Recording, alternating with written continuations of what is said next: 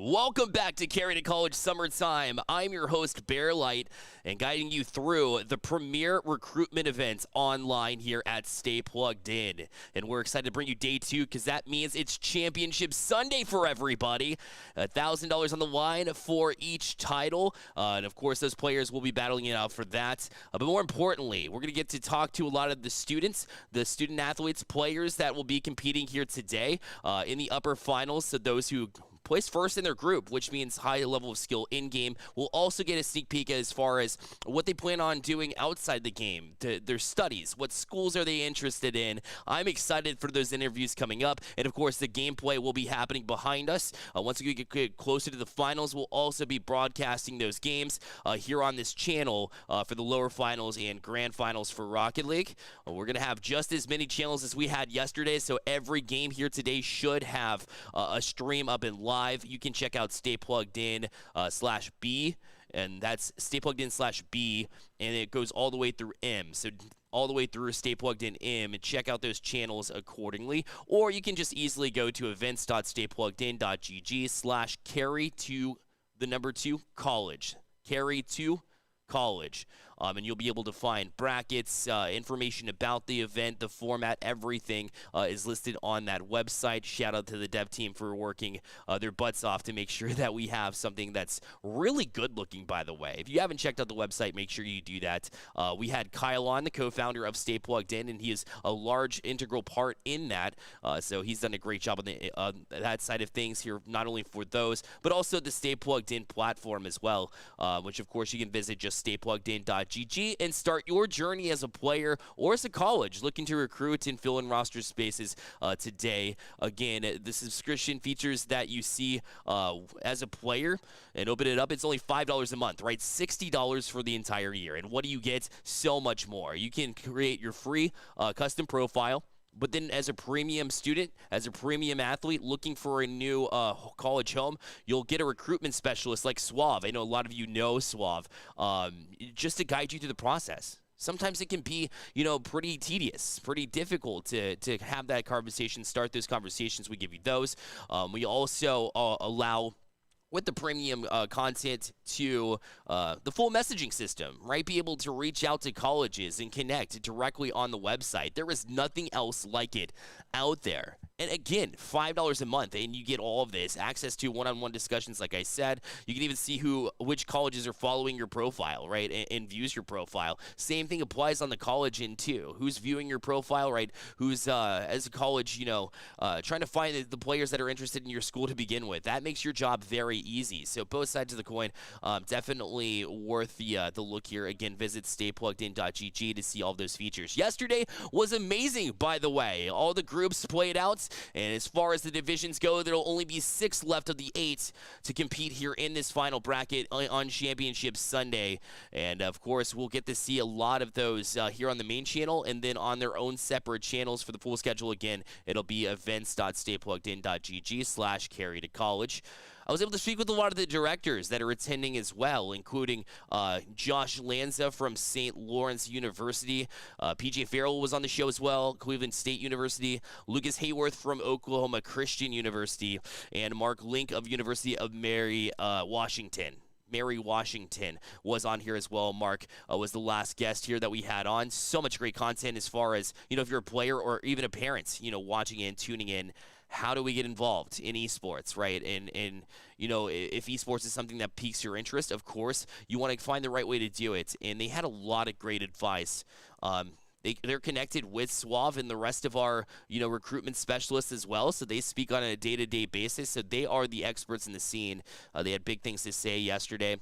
And also the casters that joined us too. Stay Plugged In, not just a platform for those looking to compete as a player in college, but also as casters, right? Video designers, right? Graphic designers, rather, video editors. Even if you're a streamer, producer, like Blasky behind the scenes that we have here at Stay Plugged In, right? All those positions need to be filled.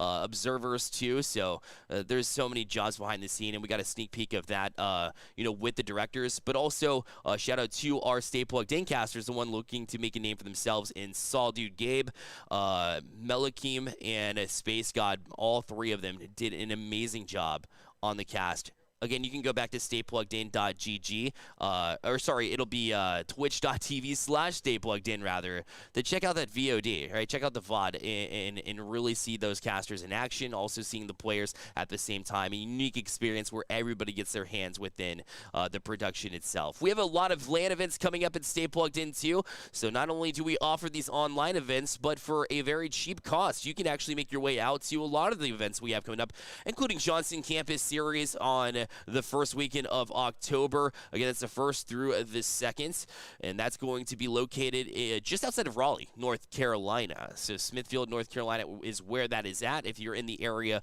please come through. We're playing Rocket League, Valorant, and Super Smash Brothers, which will also be playing up in the northeastern side as well with the University High School of Science and Engineering Campus Series. And that'll be from October 15th through the 16th. Again, same titles apply: Rocket League, Valorant, and Super Smash Brothers. We're looking to get the details on the screen here momentarily. There it is. Again, that is October 15th through 16th, Saturday through Sunday, in the heart of Connecticut. Literally, Hartford, Connecticut, specifically.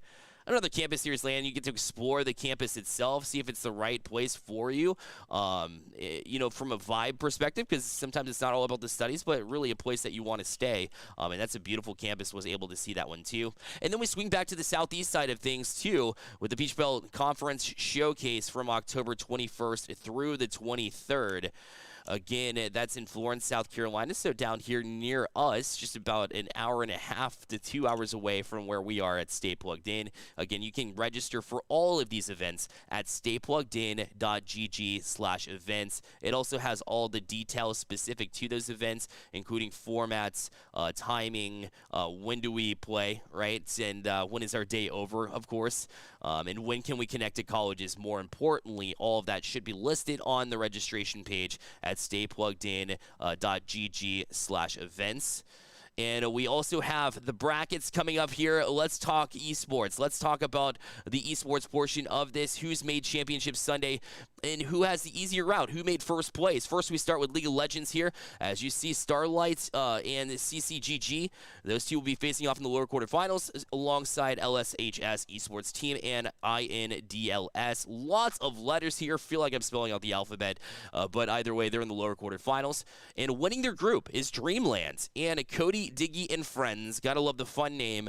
Either way, it doesn't matter if they have a silly name or not. They have excellent gameplay as they line up as the #1 seed and will be in the upper finals. We transition over to Rainbow Six Siege here. As you see, again, another Dreamland, this time the R6 version, facing off with Imperial, and then Starlight facing off with Andromeda. They're going to be facing off in the quarterfinals. It's a double elimination bracket, remember, and they start in the lowers, so that means it's one and done, right? A best of one, same applied in League of Legends again here in Rainbow Six Siege. And the winners advance to the lower semifinals. Meanwhile, if you won your group, you're in a great place, and that's Wolfpack Esports and Team Cynical. They'll be facing off. I know a lot of the team from Team Cynical. They were able to join us for a Boston LAN about a year and change ago, so really good individuals too. And we'll actually be speaking to one of their seniors here as well in just a bit, so we'll give you the preview there. In the meantime, let's go over to Rocket League, the Division 1 bracket here. The top dogs, Gastric, Krillers, and Inya Nets, two regulars as far as the Stay Plugged In weekly tournaments go, called Turbo Tuesday, also available at staypluggedin.gg/events, by the way. And they're going to be at the upper finals because they've won their groups. No surprise, you get in the reps and you perform well, so I'm not surprised by any means. Then on the lower side of things, 445 facing off with PSA Mustangs and Profits facing off with Dreamland RL, all on the lower quarterfinals. Will have to work their way through, but it's not impossible, especially the way that we saw 445 face off with Gastric Krillers and really give them a bit of a run for their money. It was a 4-2 game, but we were able to witness that here on the main channel. Also here on the main channel, we're going to set up our first interview as we talk to players, see where they want to go to school, right? See what they're interested in, specifically what games they play, and what their plans are for the future. So you don't want to miss it. Gameplay will be in the background as well, so stay right here on the Stay Plugged In channel, and also check out the other channels at Stay Plugged In B through Stay Plugged In M.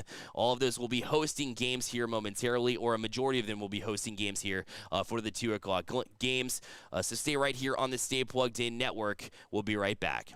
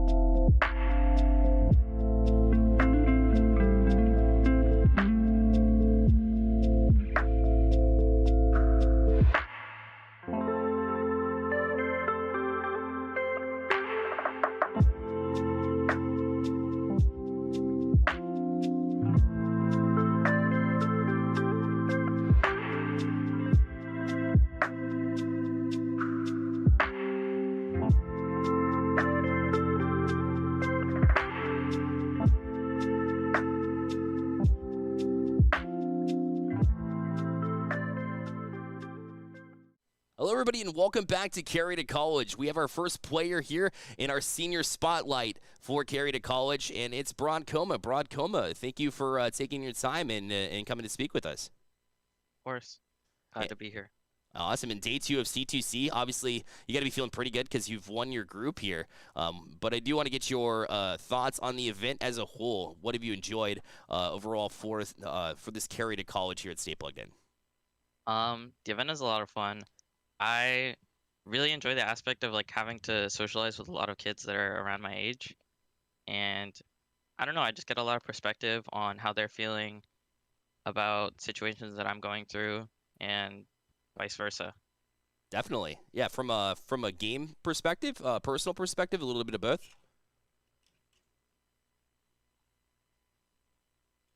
What do you as far as, the community itself here at Stay Plugged In, you've gotten to meet a lot of people, like you said.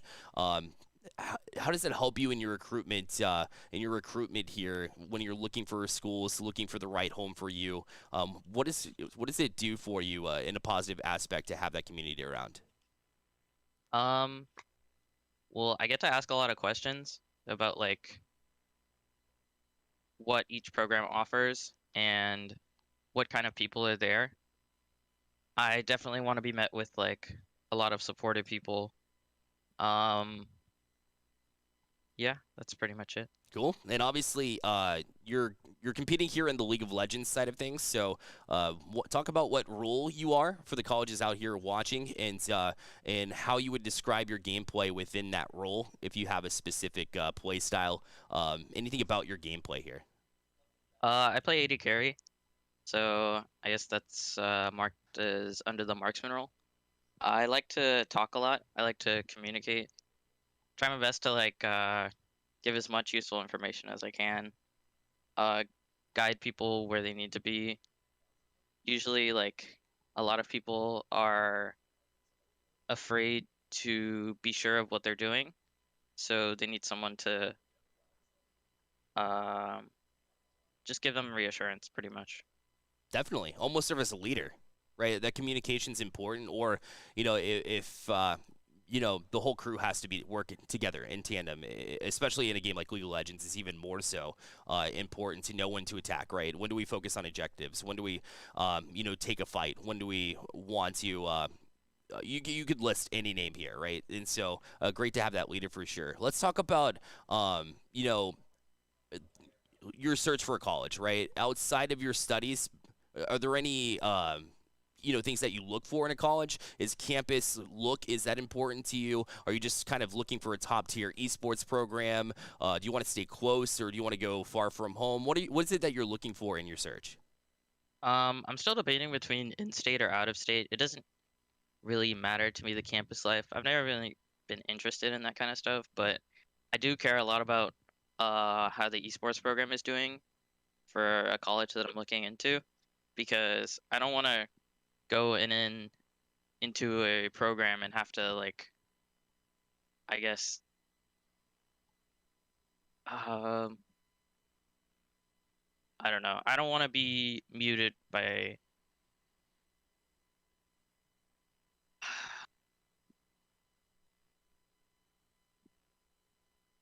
I don't know. I got you. They don't want to be like you don't want a school to kind of tell you how to be almost. Yeah. Is that kind of okay? I got you. I'm kind of with you there. I get you. Are there any, like you said, you're looking for these schools specifically? You said you're looking in and out of state. It doesn't really matter to you. Are there any particular ones that are catching your eyes, though? Is there any that you looked in state, out of state, that you're currently looking at, or is it a little bit too early in the process there? A little bit too early for out of state, but in state, I've definitely been looking a lot at UCLA. I've had a lot of chances to talk to people from UCLA and that have been through the system, and they think I have like a really good shot. That's awesome. And obviously UCLA is pretty difficult to get into for those of you that are not in California. I think a lot of people are familiar with UCLA, but that's really good to hear. So academically, obviously, pretty strong there. So having a decent shot at a premier school like that is really good. So UCLA is definitely a good one to have your eyes on.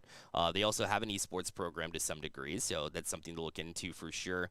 Um, All right. So, do you know what you want to study yet? You already said it's too early in the process, so probably a little bit too early as well. Oh no, I for sure want to All study right. computer science or engineering. I I've done a lot of research on like pretty much only uh work-life balance and like salary. So I feel like either one of those two majors would be the best for me. I don't feel like my employment is too important to me as long as I'm earning money at the end of the day. This is true. This is true. And lots of schools offer those as well. Computer science is obviously pretty critical to the future, right? So something great to look into. Engineering can always be around, and it is very crucial to the infrastructure.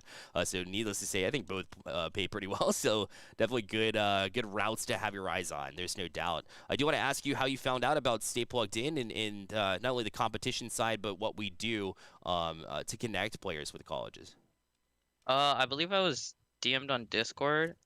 Obviously, first I was added, but uh, yeah, I just got pretty much an advertisement showing me like uh what I could do with Stay Plugged In, and we set up a meeting, and he showed me through everything that could be done. I made my profile with him, and I just found it really intriguing.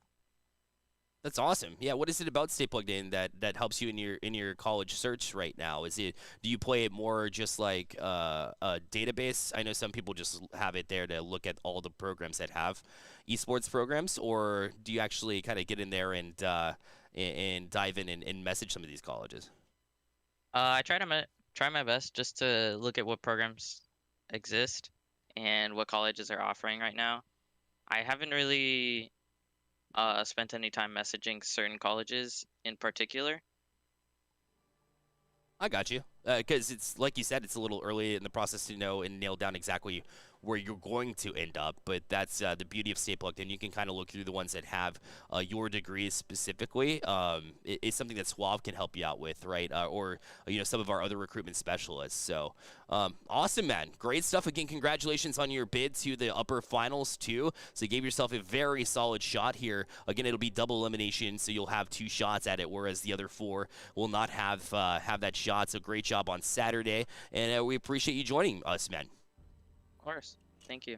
Absolutely. Again, that was Broadcoma rather. So you can look up Broadcoma on the Stay Plugged In website if you want the full player profile. And in the meantime, while we set up the next interview, go ahead and check out as we just began the League of Legends portion here on the main channel.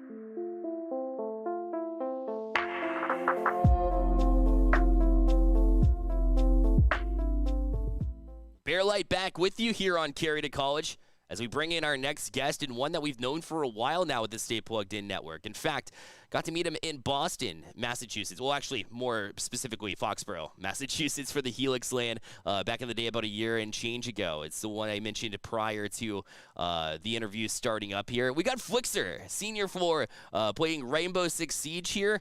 And Flixer, welcome to the channel, man, and thank you for taking your time to speak with me. Hey, of course. As much as I can do to help, you know? Absolutely, man. So it's day 2 of C2C. So I'll get to the LAN and what that meant to a little bit of all of us. But let's start with C2C, day 2. Your thoughts on the event as a whole? Well, we've been looking forward towards the event for quite some time now. Ever since it was really announced, my team has been, let's go, go, go. Let's go play in this event and have some fun with it, right? And I mean, so far so good. We've been doing great. I think that sure we've made some mistakes every now and then, but I think that we're just using it as a learning process and we're just continuing to improve as we play. So we've had a lot of fun so far. That's awesome. I saw you compete in Helix. Again, that's the LAN event that we were both at, and so we chit-chatted a little bit at that event. Also got to see you come up with some big plays. In fact, one of the Stay Plugged In moments that was probably one of the most hype moments that we saw at a LAN so far, and this is our first LAN event that we put together to that degree, was I remember you defeating somebody in the group stage, and I think you guys were underdogs, and you were able to win it out, but everybody just exploded. Talk a little bit about that LAN and your experience there too. So the first day going in, it was seeding day, and my team, we previously, having to fly there and having a lot of things and a lot of issues come up. It was really stressful that first day. We weren't really able to perform, and due to that, we ended up losing every single seeding day game. And because of that, that put us directly at the bottom of the bracket. And having that in the back of everyone's mind going into our first game, we were like, yes, we did play bad, but I think we can use this opportunity to instantly just blow everybody out of the water and surprise everybody with how good we actually are. And that's exactly what we did. We ended up playing almost pitch perfect ever since, or all the way until we reached our second place. And yeah, the process was extremely fun. The whole aura, the actual arena gave, it was fascinating with everybody cheering, everybody, screaming every single time a round would be won, or every single round everybody would give each other fist bumps and everything of the sort. And it really was an amazing experience. Yeah, it blew our minds to see just how reactive everybody could be. Remember, that was our second LAN overall for Stay Plugged In. In that moment that you all had, and just the environment there was completely unreal. And of course, we have some LAN events coming up as well. I'm not sure how far away you are to these tournaments, but one in the southeast, one in the northeast. I know the last event was in northeast. Doesn't necessarily mean that you're from that area. Obviously, we hope to see you back to one of those LAN events because they're pretty cool experience overall. But I agree. I do want to come back to competition, but first we'll talk about your collegiate adventures here and looking for a school, right? Because you're just starting up your senior year. Is it too soon to say which schools you're looking at right now? As of now, I have a really big focus on University of Texas, Dallas. They're a lot closer than most schools are, and their computer science program is also extremely good, especially with all of their staff and their teachers and professors and such.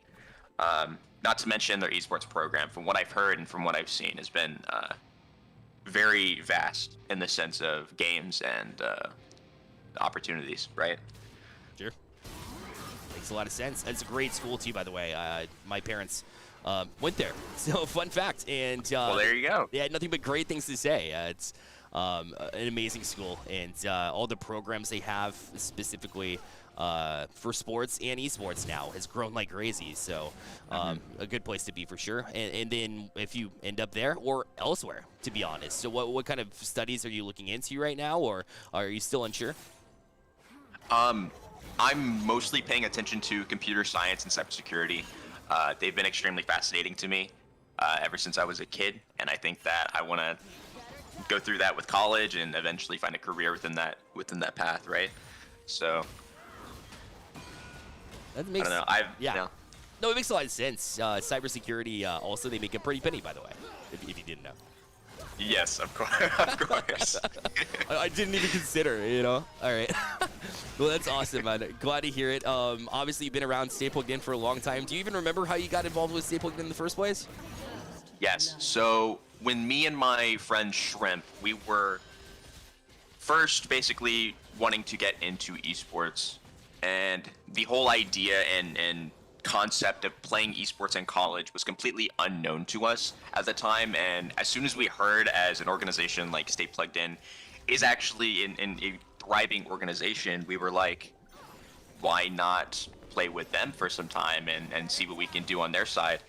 And we've been playing with y'all ever since, practically. Yeah, we see you in just about every event, and we talked to a lot of the college directors yesterday. I had mentioned them in the pregame show, and a big part of what they're looking for are players that are active, right, in using these events every time they come up. So you better believe your options will probably be there, right? It's all about striking up the conversation, though. So for competing in this event, you and your entire team and everybody that's actually participating as a student get the free access to the subscription model, just $5 a month, and you're able to message any college you want to that's on our list of, I think it's up to 400 plus now. I'll check the exact number. But how do you utilize the Stay Plugged In platform in order to find these opportunities? So every now and then I'll be constantly paying attention to my profile and my dashboard, specifically looking to see if any colleges have viewed my profile or if I've gotten any messages. I also have been editing my profile every now and then, every chance that I get, seeing if I can add anything or seeing if anything has changed.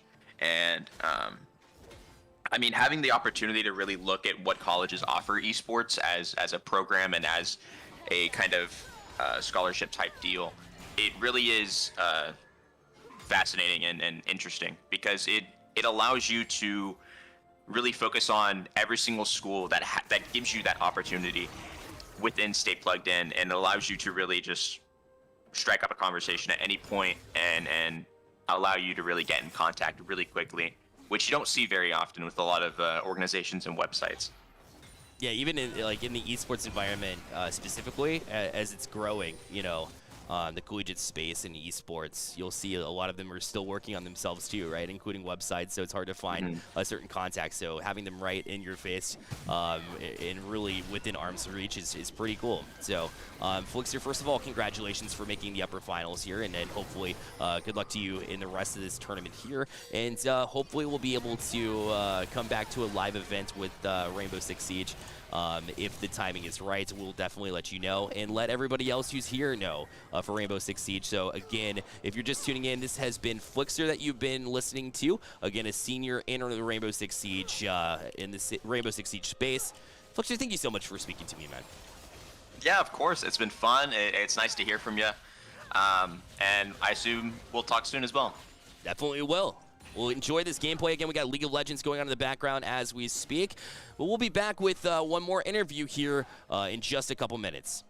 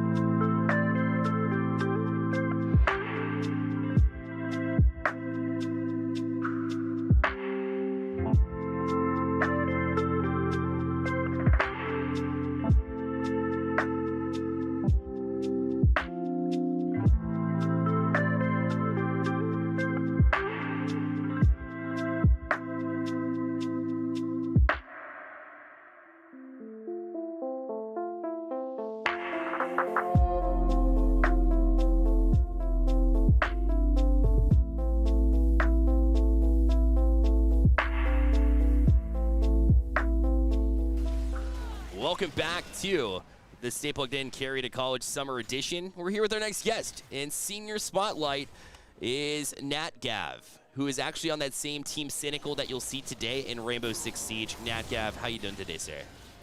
Hey, and I'm on Wolfpack, not Cynical, playing with Flicks. I'm doing good. Yeah. I've got it backwards. Wow. Classic me. Okay, Wolfpack is who you're looking out for, and Nat Gav and Flixer specifically. Nat Gav, day 2 of the event, right? C2C. What are your initial thoughts about the event as a whole? I find the event is a great opportunity for a lot of players to really show how they play, and of course the cash prize and anything to complain about as well. And of course having all the colleges being able to just watch you play, and you don't have to like play with them, gives them an easier select view of who they want to play with in the future. That's true, and a lot of colleges tuning in too. So too early in the process, or do you have a list of colleges that you're kind of going through right now and saying, hey, these are potential go-tos for you? Yeah, there's like quite a few colleges I'm talking to, but I really want to go to college for flight operations, which like limits my options. Nice. Not a lot of colleges do flight operations, so any college that has a flight operations program is immediately on the top of my list. Cool. Is there any particular reason why you wanted to go into that? Well, I want to fly airplanes. It's that simple. I love that. Love Yeah. that. Stick to your dreams, boys and girls. So outside of your studies specifically, obviously college it can be about a lot of things. Flight school, obviously, there's not a ton, right? You have to find one that specializes, right? Is a better way to put it. But is there anything else that you look for in the college that you want to end up with? Is it just specifically for the esports program? Is it for like a beautiful campus? Maybe like a combination of all three? Of course, I would love a good esports program. I mean, you kind of need one to be able to compete. So I really want to compete and be something in the collegiate siege area because I want to win stuff just for the fun of it. And I don't really mind like location, like as long as I don't have to pay out of state, I'll be perfectly fine with that. But I would really enjoy going to like football games and having a good time, living some of the college life. Of course, that's part of the experience. It's cliche, but there's a reason why. And I think you can tell it to you. Sweet. So we have your list of school, obviously what you're looking for in a school. Do you know, so overall, the Stay Plugged In Network, right? We do and host these esports tournaments, and like you said, the prize pool is pretty cool. But as far as Stay Plugged In goes, how does it help you in your search to find the schools that are specific and would work for you? Oh, it is how I've found every single college I've talked to, just being able to see people viewing my profile, they follow me, they start messaging me, and it goes on from typically a discussion call. You just call, they explain their esports program, they explain their just college life, college campus, and that's how it's helped me. Like every college, like 2 or 3, I think, I've gotten from Stay Plugged In, so. That's amazing. Glad we can help you make those connections. How did you find out about Stay Plugged In the first place? So Flixer, or Matt, we go to high school together, we are IRLs, and he actually got me into Stay Plugged In. Him and Shrimp, they got me into Stay Plugged In, and now we are where we are. That's awesome. You all play really well together. Obviously, you've made big improvements there as far as in-game, and hopefully you'll continue to do so. What are some of the things that you want to hear from a college about the esports program specifically? Is it all about performance? How well does the team do? Or are you looking for maybe a place where you can, you know, find esports specific classes too? I would love a school with a really well-managed esport program with a passionate like management, because a lot of people are now seeing that esports is going to become a real thing in the future, and having a manager that believes in that really helps. And of course, I would love to have really good players on my side to help me learn to get better for the future and win some prizes, win some tournaments, and get a name for ourselves. Definitely. Anything in the esports world that you do as well, in addition to just playing? Have you dabbled into casting, video editing, maybe even just operations or business? I have casted once for a TPL match, and I do post on TikTok. I post on YouTube and all that. NatGav YouTube, NatGav2 TikTok. You all may have heard me from TikTok. I do rack a little bit of views on there. Nice. Love that. Give us this shout out, and that's at perfect time too, because that wraps up this segment too. NatGav, thank you so much for coming to speak with me, man. Yeah, no problem. It was a great time. Absolutely. Remember, you can go to staypluggedin.gg/players and then search NatGav up, and you'll be able to see a full profile.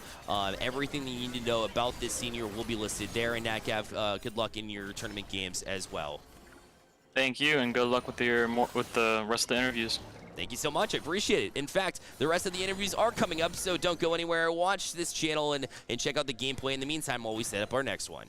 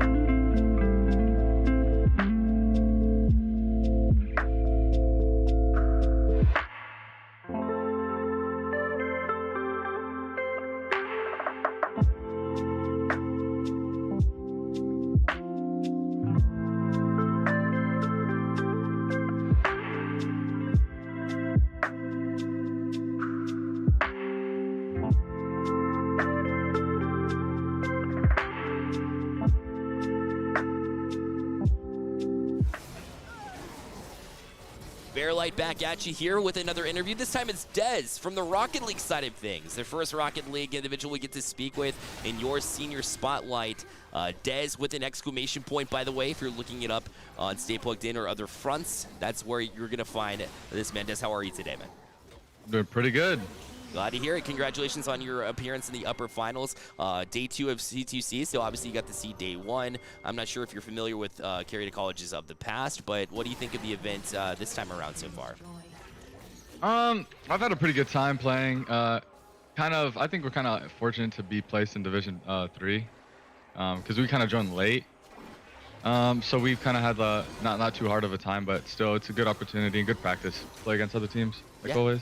You got to get those reps in, for sure. I agree with you completely. So let's talk about college. Obviously, this event is all about the recruitment piece, and we like to really kind of explore those seniors and where they want to end up. And so you know, we'll stick away from studies for now. Let's just talk about the college or university, what qualities go into one that you're really interested in. Good campus, location as far as too close to home, or maybe you want to get away from home. Who knows, right? Everybody's a little different. Or maybe just a top tier esports program. More simply, what interests you? Mainly, I'm just looking for a program that is like respected, like it's a varsity program at their school, not a club. That has a solid like backing by the coaches, as well as I would prefer to stay close to home, but you know, of course, if I get a solid opportunity outside of Texas, I'd definitely be interested in exploring my options. You know what I mean? But yeah, I'm not too picky on like how large the college is, or and they don't even have to have like a good team yet, as long as they have a solid foundation set, um, and they want to improve and grow their program, then I'm fine with going there. That's such a great quality to have. I don't think a lot of players have that. They want to kind of jump into an established program that's, well, I say established, but a program that's like already, you know, top 10, right? And so to kind of dive into the weeds and knowing that you're going to come in as a freshman, so plenty of time to work with that program and grow with them is definitely really attractive for colleges. So definitely a shout out to you on that front. Any schools that you have your eye on right now? Obviously, you said close to you in Texas, but any specific ones that you're looking at? Is it too early in the process? There are a lot of colleges I've spoken to in Texas, and I've liked almost all of them to some degree. I would really like to go to UNC.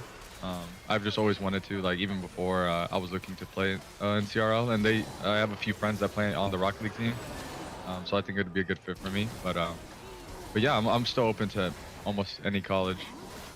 Definitely. Definitely. The West definitely needs some more Rocket League talent. So, listen, I'm all for it. I think you'd be a great addition there, too. Tell us about, you know, your studies. What do you want to study when you get to college, specifically on the student side? Have you made up your mind there? Are there a few options you're bouncing between, or do you have it all locked down? I kind of want to go into computer science. I want to major in computer science, mainly. That's what I'm looking into. I think it's great. I think everybody needs to have that experience, but to really study it, definitely a benefit there too. And one of the ways you can get there, of course, is through the Stay Plugged In network. So first of all, how did you find out about us at Stay Plugged In? I had a friend that like would play some of the tournaments and Stay Plugged In, and when we were just talking about going to college and playing Rocket League, he just mentioned how like I should look into this, and he was talking about Stay Plugged In. So yeah, I took a look into it, and here I am. Nice. Have you been around for a while? Are you relatively brand new? Have you gotten to use any of the features? I joined a while back, but I didn't really use it. I think today, or this is the first tournament I've played in, so I haven't really gotten to use any features until beginning right now. But yeah, I'm still pretty new. Gotcha. Yeah, so obviously, you know, colleges will be able to view your profile, follow you too, so it kind of gives you that indication of, you know, who's interested too. And if it's cool in Texas, obviously you look into the programs, who has computer science, which a lot of schools do offer now, which is pretty cool. So awesome. I'm glad you've gotten to at least explore that too, and obviously maybe a plan to utilize the Stay Plugged In platform throughout the rest of the year here. For sure. Awesome. Awesome. So as far as the competition goes, you feeling pretty confident? You said as far as your group goes, you had a decently easy time, I think you put it. Do you think that continues here? Because obviously you're going to have to face a group in the same division that a team that won their group. So it might get a little bit more difficult. Are you feeling confident? I think we're by far the favorites to win. Just even looking at rank alone, I think we're about our ranks kind of fit around Division 1. So I'm pretty sure we're large favorites in this scenario. And yeah, y'all see us play, and you'll see what I mean. Definitely. We obviously want to link any colleges that are watching the channel too to maybe where your profile is on Stay Plugged In. So do you know your Stay Plugged In profile name? Yeah, I think it's Dezi, D-E-Z-Y. DEZY is where you can check him out. That gives you a breakdown of what you're interested in. If you weren't able to catch Dez here on this channel, or if you're watching back in video, you can check him out there. Dez, thank you so much for taking your time and hanging out with me. Thank you. Of course. All right, we have another interview coming up. We got two more after this one. Rico and Skytos as well will be joining us here for interviews. In the meantime, check out this match in the background. Right now, it's been pretty dead even, and you want to watch it for sure.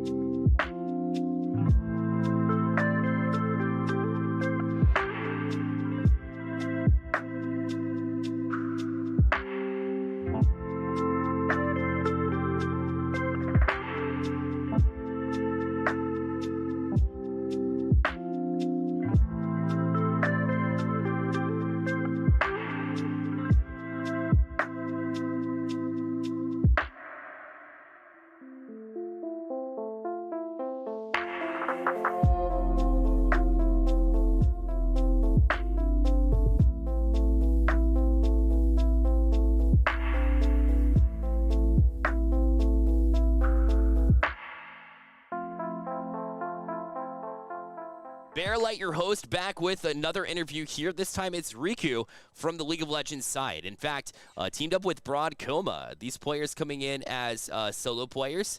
You had mentioned here, Riku, that's 3 mid mains, but you're still allowing this to work. Riku, first of all, thank you for joining me, and second of all, how are you making that work? Well, yeah, thank you for having me here. We're making it work. We're having like, we have a bunch of different people who play a bunch of different champions, and then like depending on what kind of comps we want to make, we're able to just like put in the players that would fit best with that. We need some AP. We got Barrett Kunai. We need some of the Wind Brothers. We got Kino for that. Love it. You got to get creative sometimes whenever, it's not a perfect world as far as trying to fit in those roles, but you guys are doing a really great job with it. And it's day 2 right now of C2C. So what are your initial thoughts of the event as a whole? Not only with the, obviously, landing in the upper bracket is pretty nice, winning your group, or at least being high up in the group, but... what are your thoughts about the event from the recruiting piece, all the interviews that you've heard, everything? Honestly, it's been a really fun event. Because I haven't played an online event like this really ever. So this is my first experience with this, and it's been good. It's been generally pretty smooth getting into matches and just doing great. Yeah.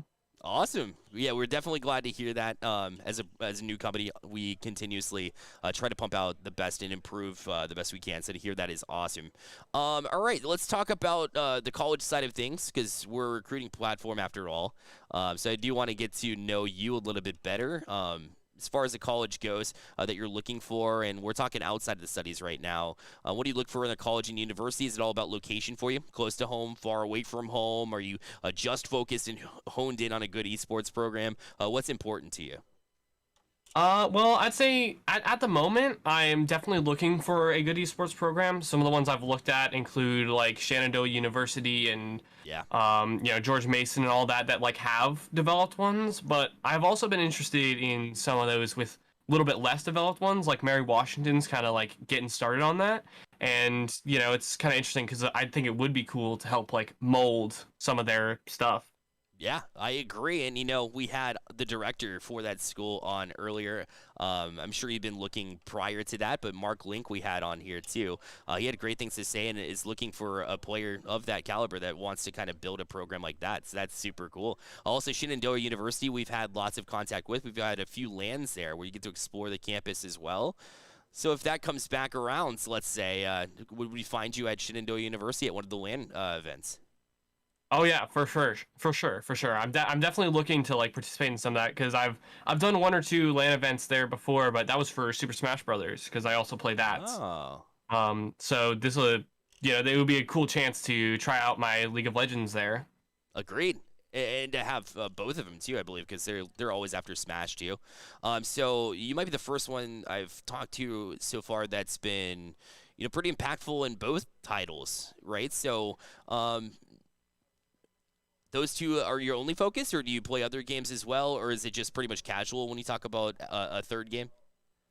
Yeah, those are pretty much like my main focus. I sometimes play like something like Valorant with like some of my friends, but I'm not competitive in any of those. But they are fun things to do on the side. I'm with you. If I ever get to play games, it's Rocket League and Valorant. So I unfortunately I'm not allowed, or I can't compete. I don't have the time to do it, but that's awesome. Sometimes you just need to kind of get away from that competitive grind, right? Yeah, of course. All right. And so any schools you have your eyes on? I know as a rising senior here, you're probably maybe a little bit too early in the process, or there obviously Shenandoah you listed, any University of Mary Washington, any other ones that you're thinking about? I think those are pretty much the main ones. I've toured a few other colleges, but I think that those are definitely the main ones that I'm looking at. Definitely like something closer to where I am. Gotcha. So outside of esports, anything you're looking to study? Are you one of the computer science individuals? We've had just about everybody say computer science so far. It's a good one. Yeah, actually. Yeah. Actually, no. One of the things that I'm also looking for is stuff like musical theater and music composition and stuff like that, because I do write my own music on the side. So definitely that's an interest of mine that I would love to explore in college alongside esports. That's really cool. And we talked about being creative off the get-go, and that's part of it, right? I've actually had the history of writing songs myself, although it's not complicated. I wrote pop punk. It's not really writing songs, but that's awesome. Yeah, looking for college like that, super cool, and being able to do that side by side sounds like a really cool experience. I do want to kind of get your thoughts on the platform as a whole. First of all, how long have you been, with Stay Plugged In as far as the platform goes, and how'd you find out about us? I've probably been doing like some of the events that Stay Plugged In probably a little over a year or so. I've been finding cool events near me and trying to participate in them more and more. And I can't remember exactly where I heard about it. I want to say it was like something that my mom brought to me because we had been looking at colleges around, and she was like, "Hey, how about this one?" It was like Shenandoah, and then we found out that there were events going on there, and one of them was actually hosted by Stay Plugged In. That's too cool. And then the rest is history, right? And more Yeah. history to be made, too, as obviously we have some LAN events coming in. A lot of them include Super Smash Brothers. Unfortunately, I don't believe that League of Legends is on the docket for any of those, but perhaps we can catch you out there as well. How do you utilize the platform, the website itself? Do you use that a whole bunch, or is that something that's like, hey, I just go on a list of colleges to kind of look after and pursue? Well, recently, I've been looking at like as been participating in events. I've been like getting a bunch of messages from some colleges, and it's just like responding to those, getting to hear stuff from all of those people, and like getting to learn what's out there. So it's kind of like an exploratory, figuring out what is out there in esports at all these different colleges all over. For sure, it's one of the arguments for not only is playing in the events an obvious way. All these games today are being streamed, right? So you can get your name out that way. But also, all players get the subscription for the entirety of the event that they play. So for you, obviously, throughout the weekend, and for everybody throughout the weekend. So events are very important in that way, competing in those to being able to open up those conversations. So that's super cool. Or you can just, if you want to continue those conversations continuously, $5 a month as well. Well, Riku, rather, wow, it's been a long stream already, but Riku, tell us a little bit about your play style in League of Legends for a college that's in here looking for a League of Legends player. First of all, what lane or what role do you play, and who are some of your main characters and/or play styles? How would you sum up your play style? Well, I've actually been a Phil main for, probably a little over a year now. Okay. That's what I play in ranked. So I would consider myself like a much more team-oriented player. Like I like to play those like tanky, supporty kind of champions to get my team ahead, and then, just be able to frontline for them, play an enchanter, help them survive, that kind of thing. And like so far in this event, I've been playing jungle, tanky junglers, Sejuani, Hecarim, Rammus, and a little bit of support in there. Played Maokai support one game, just being that front line for my team. Nice. Not a lot of players can go across. I don't want to call them one tricks, but a lot of people just focus on one lane. To have that versatility, do you think that helps you out in the recruitment field? I definitely think it does. I think for competitive play, it definitely helps me, but it kind of hinders me when it comes to stuff like solo queue because I can't carry games, so I can't rank up as efficiently. So my rank is Platinum 4, but when I play in events like this, I tend to do quite well. So I think it makes my rank not look so good, but I'm hoping that these kinds of events will get my name out there. Got it. Awesome. Where can the colleges find you on Stay Plugged In? Is the username Riku? Yes. There you go. Easy as that. And you got the 4-letter username, which obviously is just completely OP. Of course. Riku, thank you so much for taking the time to speak with me today, man. Yeah, no problem. Thank you for having me. Of course. We've got one more interview, so we've got Rainbow Six Siege in the background here too, I believe. So you can watch a little bit of that while we set up this next interview. Don't go anywhere.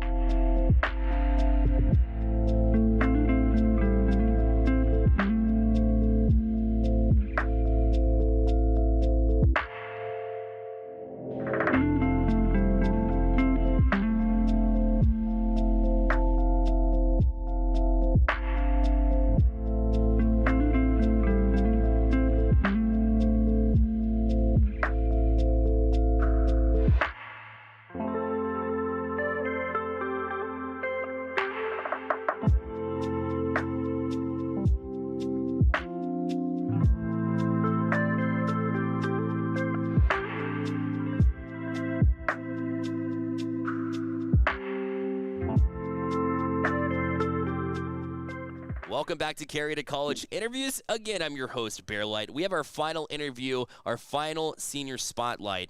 We have Saitos in here with me to kind of chit-chat about future goals, esports, college as a whole. So, Saitos, I do have to ask you first, as far as C2C goes, we're in day 2 here. What are your initial thoughts about the event as a whole? You know what? This has been a awesome experience so far. I have been, competing in a lot of Stay Plugged In events, and and it's got to be up there. I think it's a really cool idea that I haven't seen, any other program doing. So, when I was like, hey, I was talking to my buddies, and I was like, let's sign up. Yeah, for sure. That's too awesome. As far as esports goes, obviously, congratulations, first of all, for making the upper finals. That's super cool. But I do want to kind of go into the college side of things and say, what is it about a college program that you're looking for? Anything that really is important to you, like campus location, campus style, top tier esports programs, obviously pretty nice sometimes. But what's like your top list as far as what you're looking for? Well, for me personally, I don't really, I'm not really looking for a big school. I'd much prefer a smaller school, more connected campus. Not taking a bus to all my classes. So, that's something I prefer more. Esports wise, whether it's they're building up from the ground up or they already are established, I don't mind. I just I want to compete in the game that I love to play. I think that'd be awesome, especially to do in college. So Yeah. yeah. Cool. I love that answer already. So lots of things to consider on all fronts, but I love that you're thinking about all of them already. As far as the specific schools go that you've had your eye on, a little bit too soon for that, or do you have your eye on a certain school? I think it's maybe too early to say, but I've definitely been looking at some smaller schools. I don't know if you know Carthage. I've heard Look of them, at yeah. that, but Sure. that's up there. But still looking. Cool. So open to pretty much anything there. Love it. Oh, absolutely. Cool. Any idea what you want to study? It's you. Again, I know it's coming into the senior year, so maybe. Yeah. Cool. I've been thinking about cybersecurity. I've been taking a lot of classes on Nice. that. I know I heard a lot of people with computer science, cybersecurity, so gotta start, keep with the trend, I guess.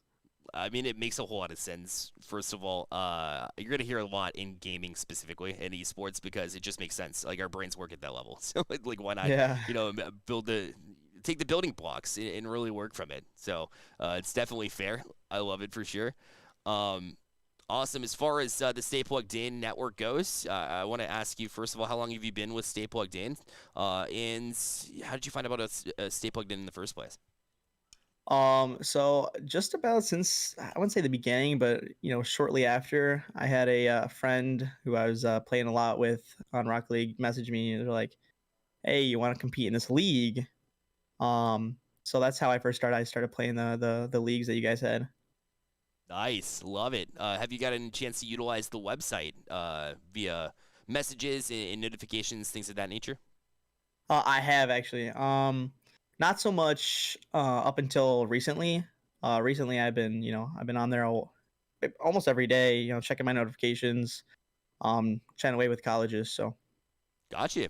Pretty solid amount of interaction so far. Are you still? I know a lot of colleges, as much as they should be looking pretty early, like at juniors and stuff like that. Sometimes they will focus on the seniors. But have you gotten a whole lot of love in the message department? yeah, a fair amount. Love it. It's been pretty good. That's awesome. Well, going into this upper finals matchup, which is coming up soon, so I'll let you go pretty soon so you can get ready. But I did want to ask you before you go, how you feeling? You feeling confident about this the rest of this tournament? Absolutely. Me and my teammates super confident. I like the hype that our third. I think we just got some random third, but he's really cool. I think the team. I think Team Silence is who we're playing. They're probably the best team in our bracket. So I'm excited to play them, but I'm confident. Yeah. Gotcha. Yeah, Dez was pretty. He was talking up his team and saying that they might be the favorites, but everybody loves an underdog story. So perhaps you can take it to him. It'll be a battle of the team that came in for the interview. I love it. Well, Saitos, rather, thank you so much for coming to join me as well, and you can go back to free play now, buddy. Appreciate it. Of course, man. Take care. Again, that was our last interview. That is Saitos, which you can look up Saitos on the staypluggedin.gg/players page. And check out the full profile as far as interests, tracker, everything you'll need to know about this player as well. If you're a college tuning in, make sure you check out all the individuals that came on this stream, all the seniors that took advantage of the senior spotlight, because that means that they're being proactive, which is a big and awesome quality. So make sure you give them some love and some claps and chat, if you will, as well for joining us too. Well, we're going to show you a little bit more gameplay here. Take a quick intermission, but we'll be back. I'll be back as your host a little bit later on today. In the meantime, enjoy this gameplay.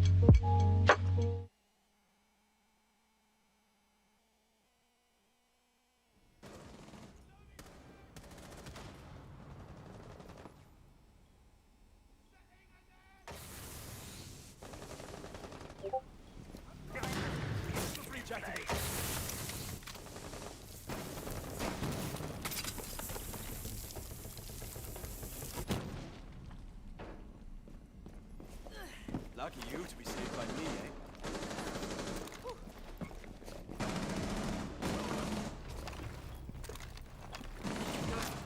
Play more deployed.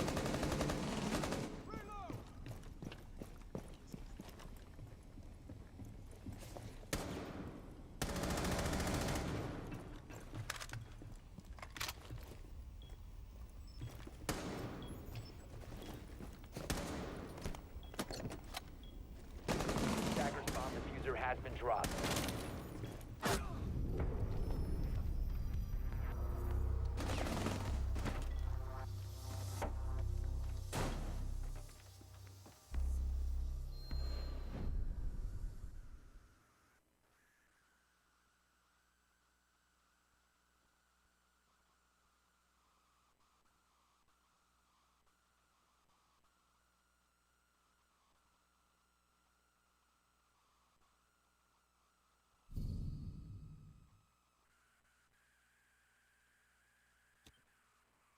Defenders, protect your bombs from being defused by attackers.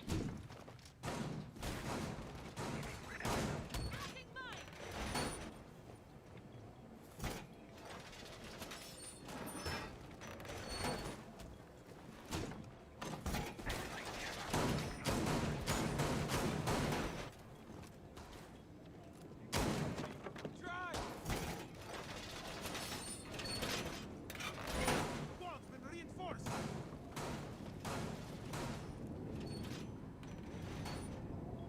10 seconds to go. 5 seconds left. Attacker's objective is to locate a bomb and defuse it.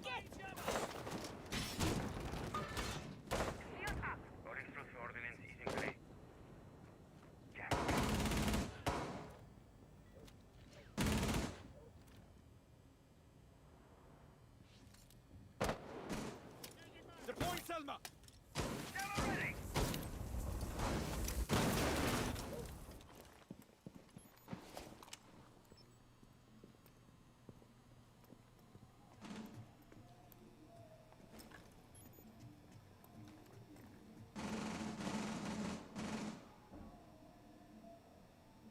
Reloading.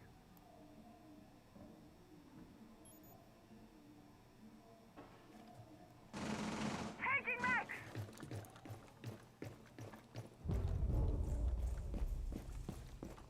Changing max. Attackers have dropped the bomb diffuser.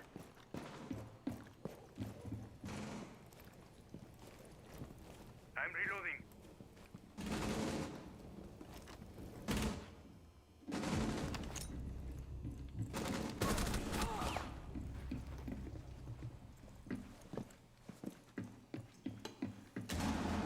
Reloading!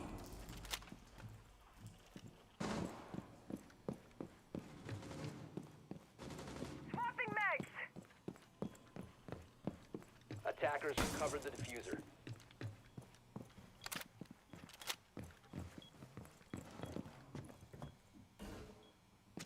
Attackers have located a bomb.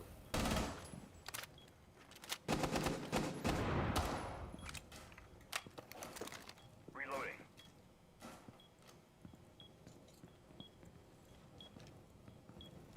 Reloading!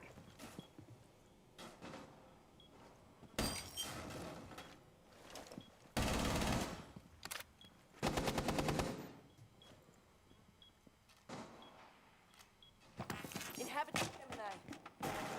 Swapping mags. Connection severed. Take cover. It's hot.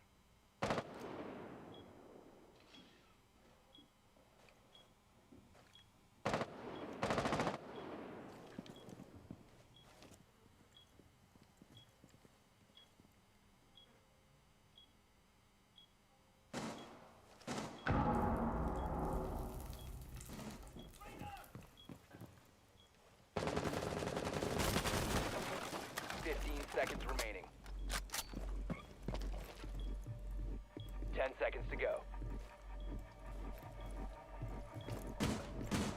seconds left. The attacker's bomb diffuser has been dropped. Operators, you are out of time.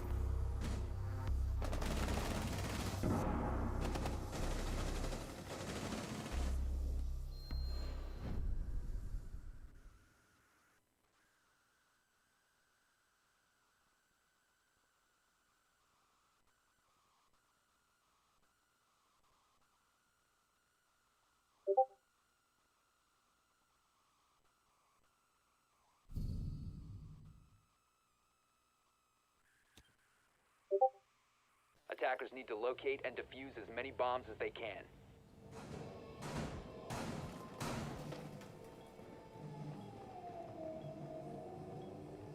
Reload.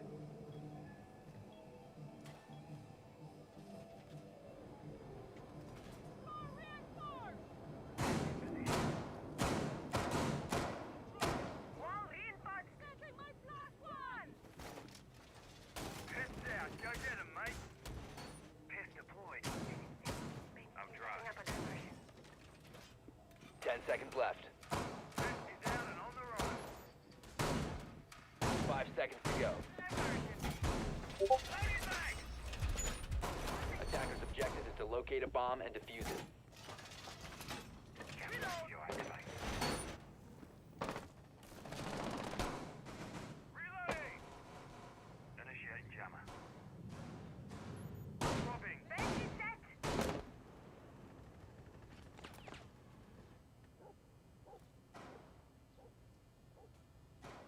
Jammer ready.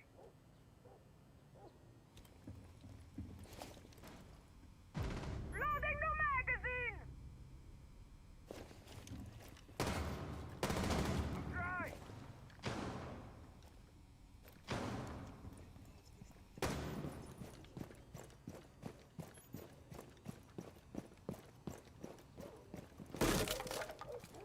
Changing mag.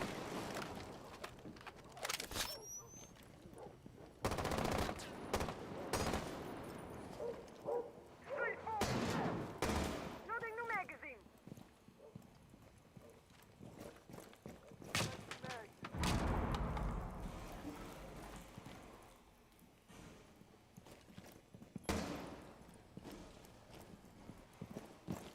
Drone active.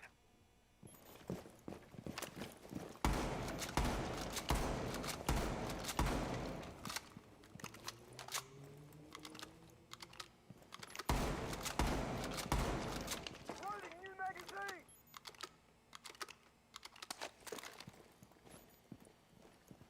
And what do we have here?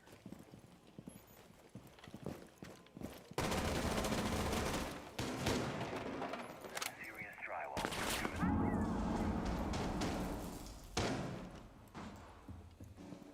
Loading mag.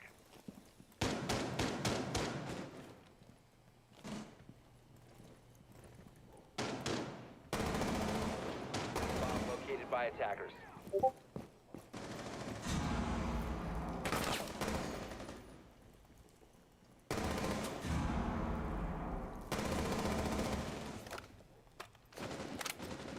I'm out. Gotta reload. Setting breach charge.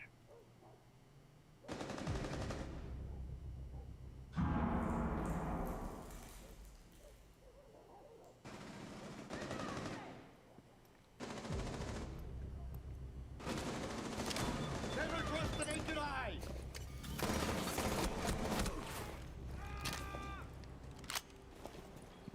Attackers drop the diffuser. 15 seconds left. 10 seconds left. 5 seconds to go.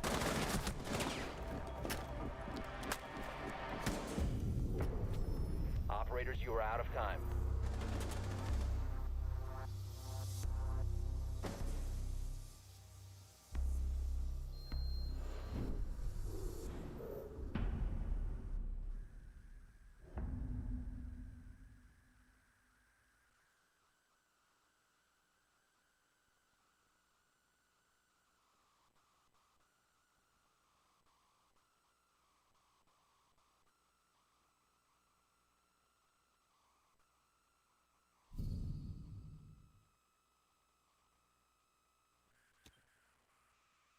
Defenders, protect your bombs from being defused by attackers.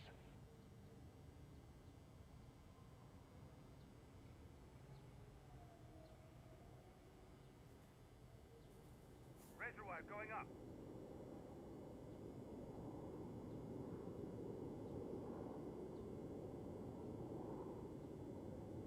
Activate jammer. Blue reinforcement complete. Loading new mag.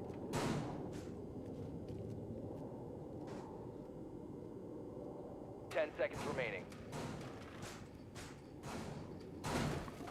5 seconds to go. Working for RFP. Attackers must locate and defuse a bomb. Jammer ready to activate. Magnets ready. Activate jammer. Peaceful protectors. Magnets ready. Deploying jammer. Jammer sequence activated. Stop worrying about grenades now.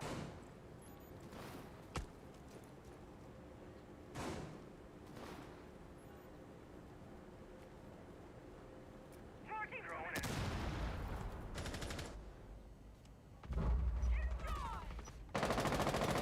Drone going out. Enemy tank. Reloading, cover me.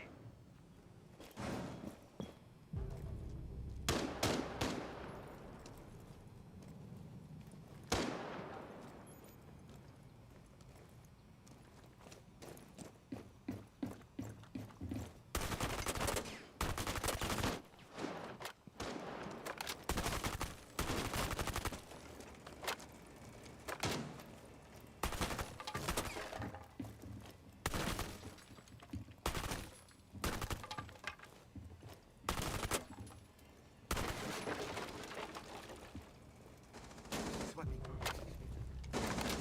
Rats.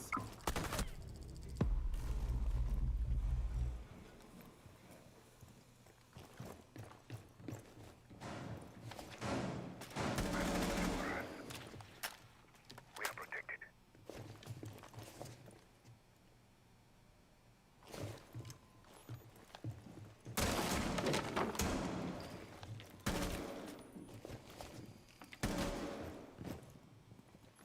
Stay clear of the platform. Attackers have located a bomb. Changing mags.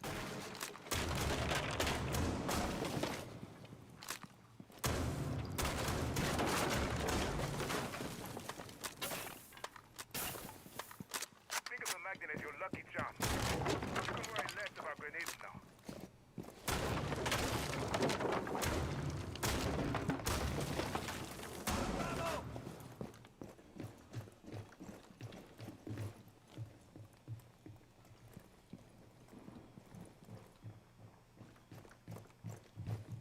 Trying magnet. Magnet activated.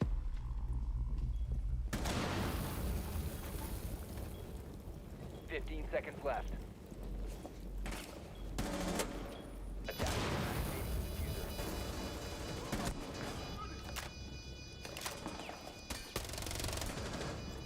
Defenders have located the diffuser.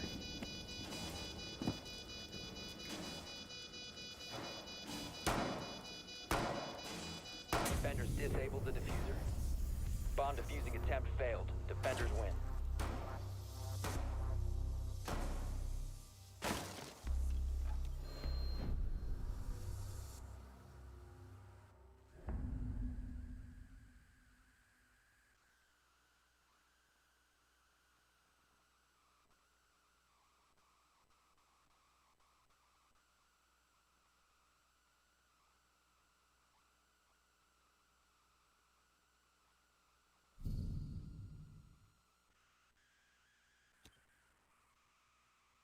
Attackers need to locate and defuse bombs.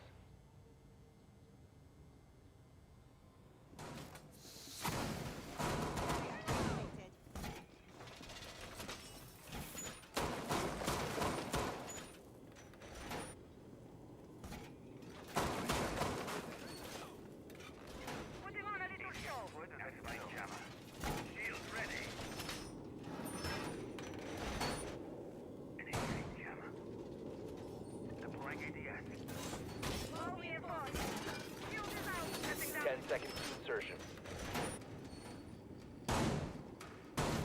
5 seconds to go. Shiba deployed. Attackers are moving out to locate a bomb and defuse it.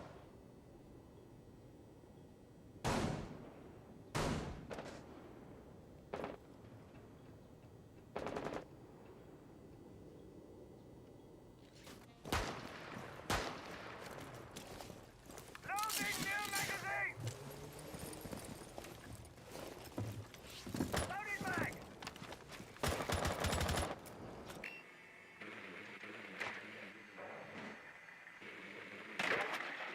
Setting up a sequential breach.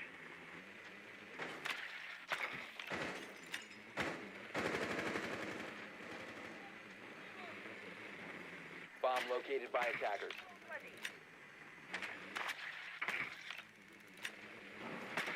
Try to get through that.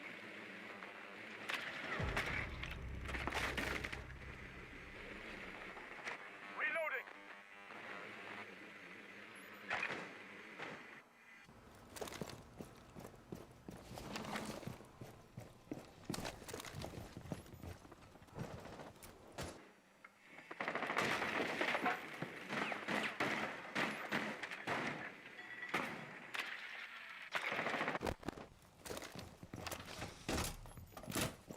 Someone shielding position.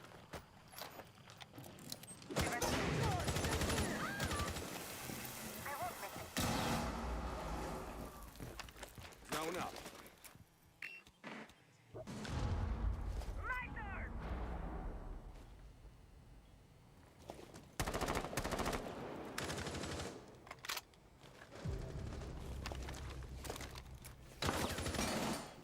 Changing mag! Target located. Suck!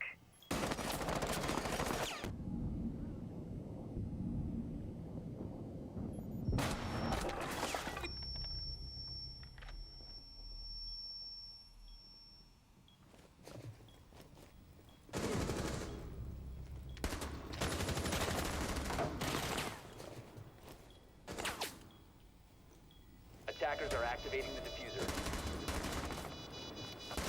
Popping flashbang!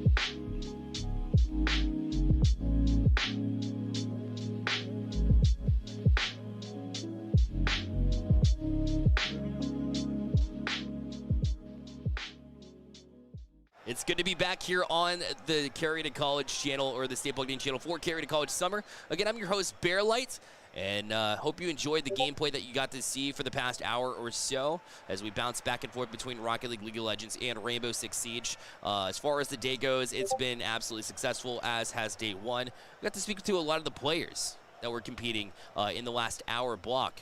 As we talk to the upper finals players, obviously we wanted to put the spotlight on seniors because this recruitment event, after all, 100% focused on the recruitment side. And they said it had a lot of great things to say. If you weren't able to check that out, make sure to go back on the Stay Plugged In main channel, aka right here on this channel, and check out what they did have to say. In the meantime, we're going to watch some Rocket League as we're coming to its conclusion on a lot of the brackets. Divisions 1 through 3 for Rocket League currently going on as it stands right now. The lower finals are set in place, as we'll be tuning into Division 2 for this next matchup between Kachow and the boys. So those two teams will be facing off right here on this channel. And in fact, we'll bring in some casters here to get some experience here on the Stay Plugged In network. We have Mel joining us, was here yesterday as well, so he'll be returning for his call. And we have Pac-Man as well. Kind of want to get to know you guys before we jump into the gameplay itself. Pac-Man, I'll start with you because we haven't gotten to talk to you. Tell us a little bit about yourself. All right, I'm a senior in high school, and I've just started casting probably about 2 years ago, but mainly for a singular league, and I've just enjoyed it a lot. So I'm trying to get more casting experience in because it's very fun. Love that, for sure. And Mel, you got to join us yesterday, so your thoughts on the day yesterday as far as you casting and what you expect to see here today as well. It was absolutely amazing. I mean, it was pretty great. We saw some absolutely crazy shots, amazing shots. The players were going back and forth. They were having a good time, and the level of gameplay was absolutely at its peak. So I'm happy I got to cast it yesterday, and now with Pac-Man today, it's going to be absolutely amazing. So can't wait to see what's going to happen today. Awesome stuff. You got to see Gastric Krillers, which is made up of Wavy and Daunt. And so that team was very dynamic, and they were actually able to work their way into the grand finals. So they'll be there for the second game that you guys are going to broadcast, the second match, I should say. So that team's super talented, but it's a matter of will you see 4-4-5 again or Inya Net, because those two facing off in the lower finals for Division 1. But in the meantime, remember, we go over to Division 2. So, guys, I'm going to toss it over to you. Pac-Man, take us away. All right, well, already we've seen a goal coming out from Kachow, so they're starting off really well. Sai able to score, and right away we see the boys also trying to respond quickly. This seems like it's going to be a fast-paced game. Siki gets the ground pinch, and that's going to go in already, tied up. I think Siki's goal was significantly more stylish than Kachow's, though. I mean, he just came up off the wall, came and just pinched it with the ground, put it into the bottom left corner, and gets his team right back into the game. And now the boys, they're rocking. They show that they have that comeback ability, but now let's see if Kachow gonna have a counter. Yeah, I mean, already boys starting off on offense off that kickoff, so they're gonna see if they can make some sustained pressure. 50, that's gonna go mid. Able to get it away is K, but not past Siki. Matt's on the backboard trying to get some sort of passing play, but right now, boys looking like they are significantly more on the pressure, except for that flick from Sai. He's just gonna get it over all the defense from the boys and picks up Kachow's second lead of the game. 2-1 with under a minute into this game. This is gonna be high scoring. Sai just got past all of the players and challenged, really. He got past one nice step on the backfield of his backfield, then flicked it over one, got past the other, able to put it in the back of the net. Kachow now, they're leading by 1, but let's see if they're going to be able to hold on to that lead. Yeah, I think both these teams might come down to more defensive heavy, because right now they're just letting in everything. So the first team that can get their defense figured out might be able to take this game 1. But right now that's going to be another shot. Sai, top shelf. What a great beat and read from Sai, able to get reading the bad or not optimal clear coming out from Kachow, because one of the players was there from the from the boys, because one of the players was there from Kachow, and picks up the third goal. Already 3 goals in only just over a minute. Yeah, and so far the boys have not had an answer since that second goal came in the game. And that first goal technically for them, but now Siki actually leaving this one. This one is right over Matt's head. He's not able to reach it, and Kachao extend their lead to 3. Already 4 goals from Sai. He wants to put his team on the back and get them to this grand finals. This is the lowers final, so the loser of this goes home and the winner goes to the grand. So both teams are going to be fighting really hard, and right now it's looking like Kachao is fighting a lot harder. Yeah, and Kachao, they've just been able to completely dismantle the boys, but now here's Matt trying to make a return here. Forces what a challenge. Sai right up into the air, and Matt on the back line, able to continue this pressure. Here's Random trying to get something here for the team, but the boys not able to get anything on offense. Let's see if they're going to be able to transition right back out. Yeah, Matt tries to get it over, but K is there. The defense from the Kachao seems to be significantly more tough to get through for the boys. They're actually able to get some sustained pressure here, maybe. Matt, gonna try to challenge Sai, gets it past one. He's gonna go up. He's gonna put it on the backboard, gets the 50, but Bobivon is able to clear it away, and it seems like it's just gonna stop there. Sai puts it up onto the backboard. The pass down, nobody's there. What a great chance from Kachao, though. And this is a counter-attack opportunity. This is the way that you could actually break away from the boys. Now they've got good field position. There's no one challenging on the back line. If you're able to get this clear, not that type of a clear, but still able to run back for the save. A super risky play. Still the boys remain even. Yeah, they're still stuck on the back side, and oh, that might be open. Sai's gonna pick up his 5th goal of the game. Kachao right now dismantling the boys. They just need to figure out what's going on. I think at this point, because it's 4 goals, 2 minutes left, still possible, but you want to try to start new strategies if you're the boys, because right now this game does not seem to be winnable. The boys look up for your answer, but there is no answer. The only answer is up, and the sky is blue, and the answer for the other side is sky, and here's K. Bam! He's done it again, 6-1 in the first 3 minutes of the game. Yeah, this is shaping up to be a blowout right now. We might get a Brazil, which would be somewhat interesting. Not usually see a Brazil this fast into a match, though. 3 minutes in, like you said, the offensive powerhouse from the Kachao is just stifling anything the boys can try to get done. Yeah. And here's an opportunity. Here's Sky once again. Can he put it through? Oh, just barely off the crossbar. Couldn't go down enough. And now here's a breakaway opportunity. Finally got past one. Now Matt to the wall. Can he get a doink? Past one, but Scott on the back line is going to remain composed once again. Another shot coming through, but this one's going to bounce right back over the head of Random, right back into the orange half. Yep, and the boys, they have to be already discussing what they're gonna do to fix this, because this is not gonna be a winnable strategy. As K picks up the 7th goal from the Kachao, and that is a Brazil. Wow. Well, he pinched it with the wall. That's a new form of passing. You don't see that very often, and I don't even know how he even managed to get that shot back over, but I mean he did, so that's the point. He ended up getting that run back over, got it in a very nice pass, led into the goal, and they're probably going to try and look for more here.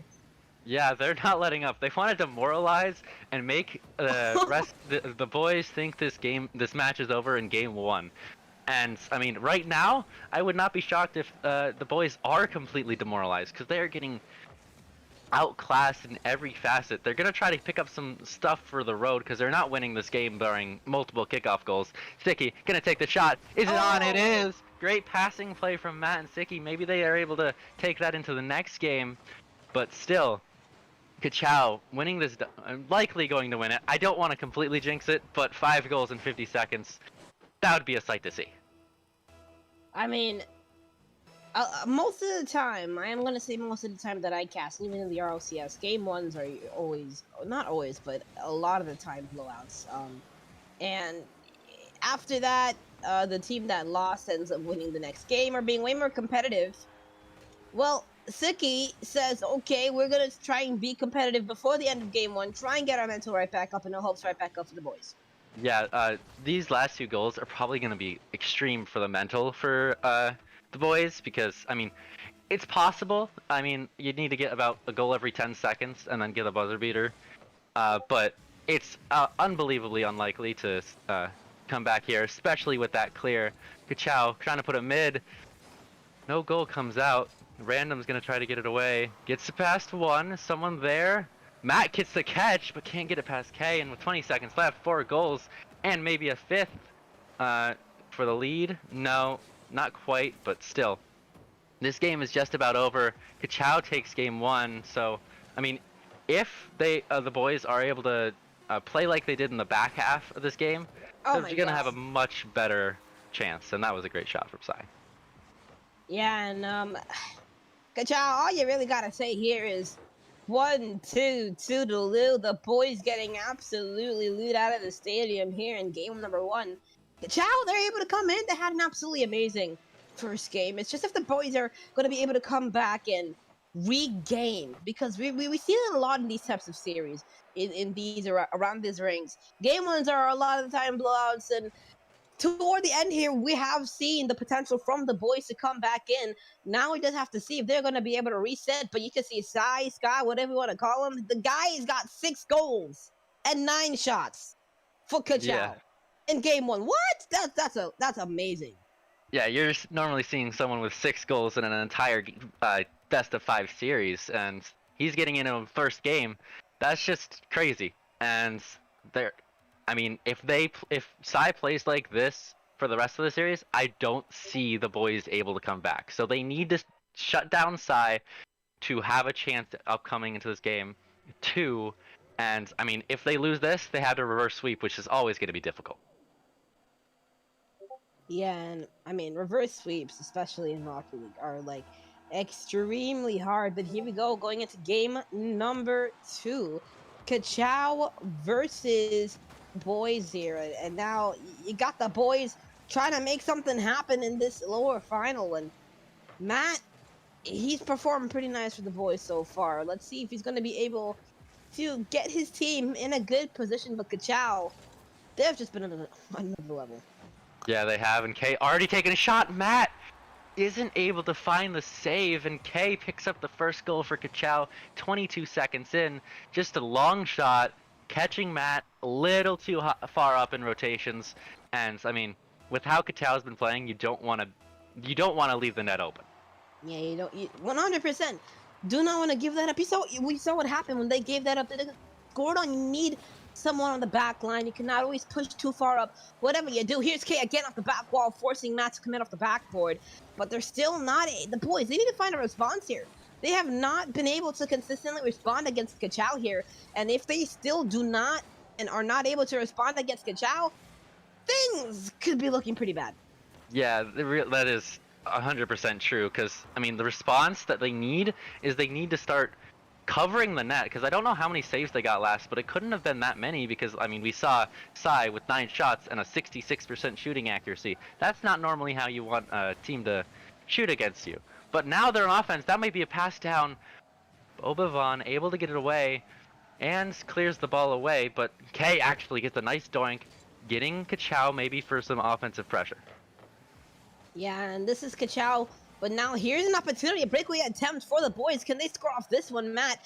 This actually goes the wrong way. Now Siki has to come back, regroup, and recorral this ball all the way back. But a nice play by Ka-Chow gets it right back into the orange half. But a big miss. Matt gonna have to get this one past. Nice play, and Random Shy could not put the ball in the back of the net. And this one will come right back out, and the boys have to start where they have to restart every single push here. Yeah, I mean, once they're basically getting one chance, and then Ka-Chow is shutting it down. And look, the one chance they have, they're gonna need to start being more consistent on scoring. Because I mean, they haven't yet. They missed a shot there, but would have been tough. That might be a drop down. K is up on the backboard. Sai is there. It hits the crossbar. That could have been disastrous. The counterattack, Siki gets shut down, but the boys might have a sustained pressure here. Yeah, and I really like what I'm seeing here. The boys are doing pretty nice. Matt, not the play you want to do. This one's ricocheted right off the backboard again, but the boys still going to remain composed here on the back line. Kate tries to shoot it, but Siki read that the entire way. Once again, Sai off the back line, trying to get something here. they're still not going to be able to. The pressure's still coming in by Kachow. Boys, what they need to do here, I mean, this is where they need to strike. They've been able to remain competitive, and the only goal that has been going in, the goal that went against them, was a big misplay in the first minute of the game. So the boys really showing some signs of life, but they still need to read that defibrillator because right now they have not been able to show any sense of life on the offensive side. Yeah, I mean, their defense has improved amazingly because they would have let up 7 goals or so at this point last game. So 1 is a significant improvement, but still, their offense, they haven't been able to score at all. They've had chances, they haven't been able to capitalize, and right now, Kachow is just parked in their offensive half side, gonna put it mid. Great save coming out from Random Shy, and now, counterattack chance. Sicky might put it on, no, K is there. Kachow doesn't need to panic on offense. Actually, they might have. The Devil comes out. Sai gets it away. Now Sicky might need to get something here. K shuts it down, but everyone is gone. It's a bounce shot. Bobovan able to get the save. One of the best chances we've seen from the boys, and they're just not able to turn it in. Yeah, the boys, what they need to do, I mean, those taps won't even be the best option because Kachow, their backboard defense is absolutely stellar. What you need to try to do is go for these individual outplays. And it absolutely works. You gotta go for those individual outplays because you're gonna be able to catch them out because their backboard defense is absolutely amazing. But Sicky, all he had to do was put that one on target. He did exactly that, and the boys get right back into the game. Yeah, perfect placement coming out from Sicky there, and now tied up. Kachow seems to be stifled more in this offense, but now that's a good kickoff. This might be disastrous for the boys as K is able to beat Matt to the ball. Matt doesn't get the greatest of clears, but it does seem to be less dangerous, and now a clear coming out. And the boys now going to try it on offense and maybe take this game 2 and tie up the series. Let's see what happens with 40 seconds left. Yeah, this needs to happen. As I was saying, they need to find a way to get some big things here, maybe some passes into the midfield, because really, I mean, those controlled midfield plays by the boys, some of those passes on target, they have been really undefended and unchallenged by Kachow in the midfield. So that's a place where they might be able to strike. But right now, anywhere that you need to challenge is right here. Someone has to be up for this one because you're going to get completely beat. Double commit save to the ball. The boys still back on defense. Nice demo to bring this one right back out. Matt has to get a good play here. Ripped right back down to the ground. Sicky tries to get the wave dash goal on it. Not going to be able to do that. 3 seconds left. 2 seconds remaining. And Sai will let that drop. And overtime in game number 2. Overtime, and I think if Kachow takes this, they have a perfect line of sight going into to the grand finals. They just need 1 more out of 3 tries. But now the boys, they're gonna try to shut down that opportunity, tie up the series. Sicky gonna put it mid. Matt with the shot doesn't connect. Now K might be able to counterattack. Shy needs to get it here. Random Shy able to clear it away. Now boys back on the offensive pressure. Seems like it's going to turn into a little bit of ping pong unless K turns it around. Clear comes out, and this is going to be a tight offensive scoring chance, I think. Yeah, it really could be. They have an opportunity here for a breakaway. The boys might have something. He's got to play in the midfield. Going to go for the shot to the top corner himself. Not going to be able to find a nice defensive save by Bob even, but this one's going to go all the way back to the other side of the field. But Sicky keeps the ball in play for the boys, trying to make something happen, but still, nice defensive feat by Kachow as they're going to get the ball right back into your own half. Yeah, and I mean now, Bob able to get it mid. Sai doesn't read it right, but gets the challenge, and that's going to shut down counterattack opportunity. Random going to go up, actually fakes out K, a whifty you could say. Neither player makes the connection, and that's not going to be good. Matt needs to get a hit here. It's on the backboard, and Bob Evan is there to clean it up. Just a poor defensive performance coming out from the boys, and they are going to lose this game 2, and now they need to win 3 in a row if they want to go to the grand finals. Oh, that was unfortunate. Sicky could not get a good pass play on it. Just accidentally doinked it right back off of his back wall, and the follow-up came, and the goal was scored. It was none other than K-A-Y to put it in to the back of the net, and it's looking absolutely amazing once again. So, going into this game number 3 here, do you think the boys, we've seen them have this potential, do you think they're going to be able to have this potential for the reverse sweep? I think there's potential, especially with that game. They looked so much better on defense than they did in the first game, and they shut down Sai completely. He did not do. It was basically Bob Evan and Kay there that were the main cultivators of the offense, and now heading into game 3, they got to continue shutting down and then clean up the mistakes. Because I mean, the 2 goals that the what do you sorry. 2 goals they scored against was just mistakes by them and not necessarily outplays. So clean up that and they have a chance. I mean, they looked absolutely amazing in the last game. I mean, they were forced on defense a lot. Here's an opportunity for a scoring chance rather, in the first couple of seconds of the game. But nice play by Siki. Gets it all the way downfield. He's on the back line trying to re-corral this ball. Siki gets completely beat in the midfield. The offensive rotation right there was a little bit confusing to me. You had 2 players in one spot trying to rotate to the offensive side. You had another one so close as a third man, and you immediately get beat to the outside. I mean, that cannot be happening. This is how they get scored on and how scoring opportunities happen in the favor of Kachow. Yeah, and now Matt gonna try to take a shot. Can't quite get it there. Challenged away, and Sai's gonna be able to bang it away. And I mean, it's been a lot more even than the last game. Less pressure coming from Kachow, but that might be a shot saved away. But still, now it's seeming like Kachow has a chance. Sai, from Bob Evan, shot. I think all 3 players from the boys ended up going, but it does work out.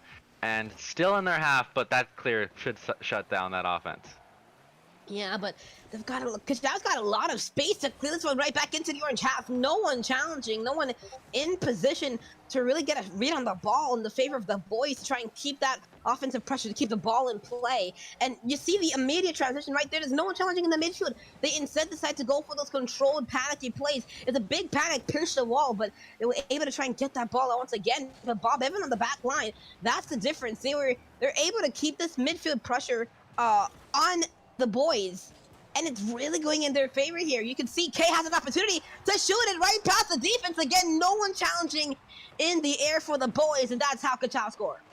Yeah, I mean, Random Shy went up way too late and couldn't get the read on Kay. Kay able to just slot that in, and I mean, if the game ends here, Kachow is moving on to the grand finals. So we need to see the boys get something. That kickoff goal doesn't come out. Shot wide.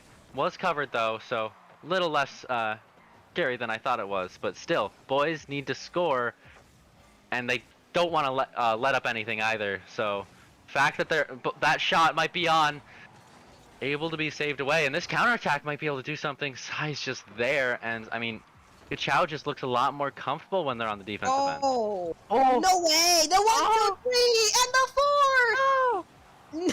No way! Tamed on the goal line. You almost thought the play of the day was going to come out, but a beautiful stop once again on the defensive side. The boys keeping their playoff chances alive here. This one's an interesting play here. This one actually gets back away as they're trying to do something with this one. Kay gets this one downfield, pass right back over, ricochet back to the midfield, random shot, cannot get the attempt, leaves it for his teammate Matt to put it in the back right corner. Actually, it's Siki that gets the attempt here, and the boys able to tie up the game. What a great call off. I'm assuming Siki called off Random Shy there, and Siki able to put it right behind the defender, and now boys showing life again. They haven't taken a lead yet in this series, so if they're able to score this next one, I think they're a lot more comfortable. If they take it, they definitely know they have the reverse sweep possibility. If they get the lead, it's a lot more likely they can hold on to it, because they've been playing from behind or tied, and they haven't been doing that particularly well. That's going to be crossbar down and up. Unlucky bounce for Kachow, but the boys will take it and clear it away, and counterattack chance might happen here. Dropped down. Clear coming out from Bob Evan, and the double tap getting it away. But still, 2 teams in a deadlock. Good pass. 90 seconds left. Oh, nice pass and a nice shot coming out from the boys. Who was the person in the caboose for Kachow? Ain't nobody's going to be in the caboose for Kachow, because that was going to be put right behind the train, and the train has left the station, and the boys are the next stop. Yeah, the boys up 1 now. They just need to hold on for the next 90 seconds, and they forced a game 4, but Chow doesn't want that at all. They're gonna try to get a nice double tap. Siki able to collect it. Sai needs to get a good challenge here. Puts it to the side. Matt should win here. No, K actually gets the clear. Random Shy needs to get a good one here. He does, and the doink comes out. That might not have been the best choice. Bob Evan putting it down. Sai is there. The shot. The save from Matt. K needs to get it back. He cannot. The great defensive stop from the boys in the game. They're still up 1. Yeah, here we go. Here's Random Shy trying to have something here. Here we go. K wants to go all by himself, not a lot of boosts to work with. Houdini's in the house, and no one is home to see that house, said by the famous NFL announcer. Ka-chow, tie up the game. Yeah, K fakes like he has boosts. Random Shy's going up high, thinking he's gonna put it top corner, and then just goes right in between the 2 defenders, and now it's tied up. Ka-chow just needs to score 1 more, and they're heading into the grand finals. Ka-chow trying to make this in-game comeback. The boys need to make a series comeback. They need to find a way here. Nice big one by Siki on the back line. K puts it into the corner. Siki reads it. Shot coming toward the goal. Going to be taken away by Scott on the back line. Bob even can't read that one. Nice play off the back wall. It's a little bit too fast to read for the boys. And still, Ka-chow get away with something here. They do. That might be on. It's just gonna bounce off the post. K able to put it in, and 15 seconds left. A disaster strikes. The boys now down 1. Their tournament life is on the line. They need to score basically a kickoff goal. Ka-chow is sitting pretty. 15 seconds left, up 1. This is the spot where you make your career, where you stamp your ticket to the next round, where you stamp your ticket to your next stage of your career. The boys, the follow, the goal! It's the boys! Yes, you separate the boys from the men, the good from the great, and the great from the legendary. Matt puts the ball in the back of the net. Tie game.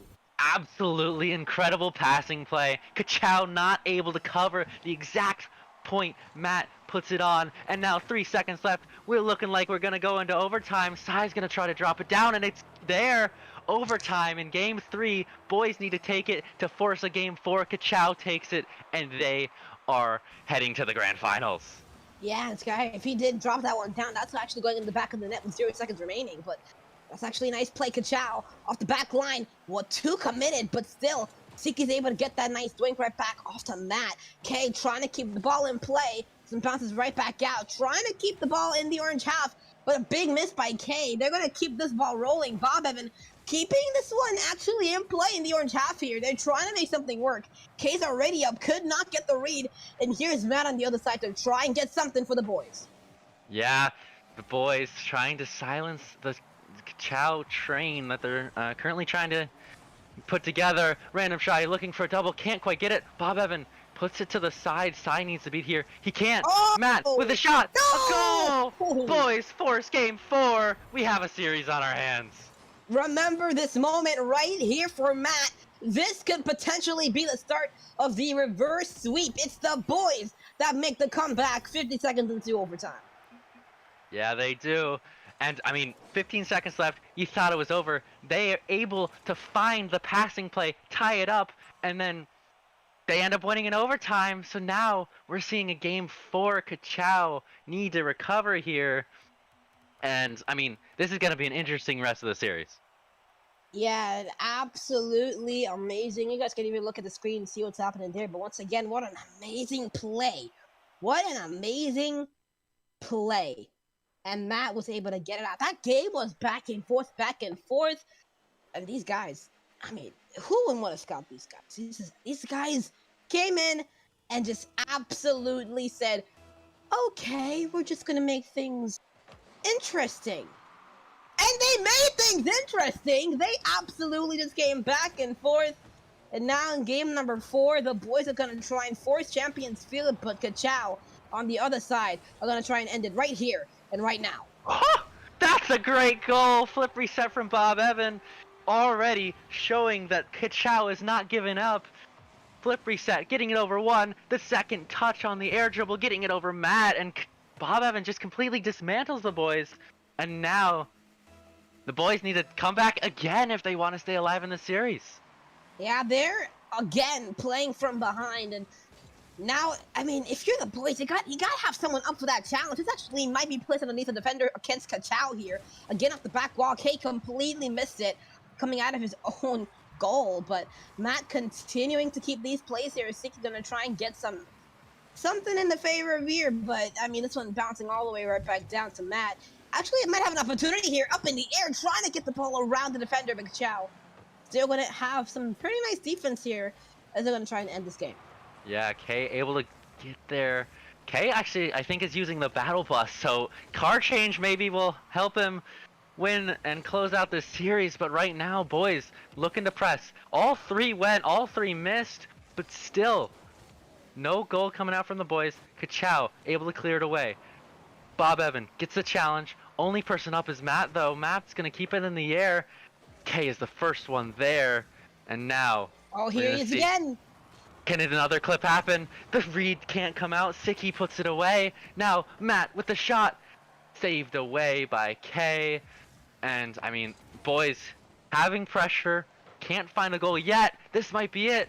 Not quite. Bob Evan showing up and showing out for Ka-Chow right now. Oh, that one just got away from Sky. The back line that could have been dangerous, but a nice flick actually coming out here. Bob Evan trying to get this one underneath the player. K comes in for the quick shot, but random shy is able to say, we're not gonna let that one go in. Now on the other side, the demo, the goal! It is the absolute dribble coming out, and Matt will take credit as the ball bounces on the caboose of his car. Well, I mean, usually when you get a demo, you don't actually get credit for the goal, but right there, gets the demo, and then it also gets credit for the goal. So, I mean, the perfect playing from Matt there, getting the demo. Great play from the boys, and now tied back up. See if again the boys take the lead. Great clear coming out.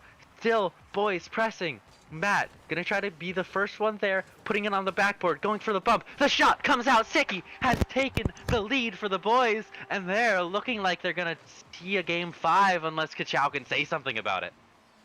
Oh, someone bring down the skis. It's Sicky.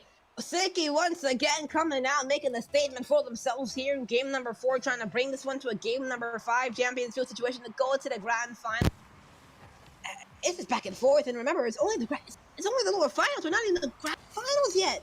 This is so back and forth here, but Ka-Chow, they need to fight. They want to right now. They have to come right back into this game. The boys trying to pull off a remarkable reverse sweep here. I mean, Game 1, blowout. Game 2, Ka-Chow lost because the boys made so many defensive mistakes. And game number 3, the boys came out. They made the statement in overtime. And Ka-Chow trying to make the counter in game number 4 to actually genuinely win this series on good terms with themselves and with their mental, as they do not want to let this get away from them. I know. It's so hard when you're up 2-0 and then a game 5 happens. It's so hard to get over the fact you just lost 2 games in a row. I think Ka-Chow will be able to do it. They don't want to try to do it, though. They're going to try to pick up a goal, pick up the game in game 4, get the match, go to grand finals, but it's looking like it's really tough. The boys seeming like they're on offense. Bob Evan able to get the save away. The clear going off the ceiling. Matt can't reach it. The shot coming out. Saved away. What a great save. That was a double commit actually coming out, so they have to try and regroup. Shots still coming in, taking the mid boost and rotating right back in. Boxing pressure by Ka-Chow. They might be able to find something here. K wrapping himself around the ball. Can't do anything here. Here's Sky once again trying to make something, but Bob Evan on the back line. Risky clear, gets demoed in the process. Matt rotates right back around the ball, trying to get away from the defender, tries to come back around, not able to. Kane, actually nice demo on the play. The ball comes right back off the back line. And the ball is going to find itself right back deep into the blue half as Ka-Chow now put on defense. Yeah, 1 minute left. They need to tie it up if they want to not go to game 5. Boys trying to take a larger lead. Clear. Coming out from Sai. Over to Bob Evan, but Matt is there. That's a top corner shot. Hits the post. It's not in yet. It's somehow still not in. Great defensive stand from Ka-Chow. Ka-Chow saying, we do not let up. We do not give in. We do not bend, and we do not bow. They remain in a good position here, but they're still being haunted now on defense. Yeah, Bob Evan trying to go for a redirect. Can't quite make contact. 30 seconds left. Kachow still needs a goal. Demo comes out. Going off the ceiling. Need to get a shot here. Bob Evan can't make contact. K gonna put it around. 18 seconds left. And it's on their half. There might be one more chance for Kachow. Here we go. This one actually a big miss, and Matt will secure it for the boys. And somehow, after all that, the boys force a game number 5.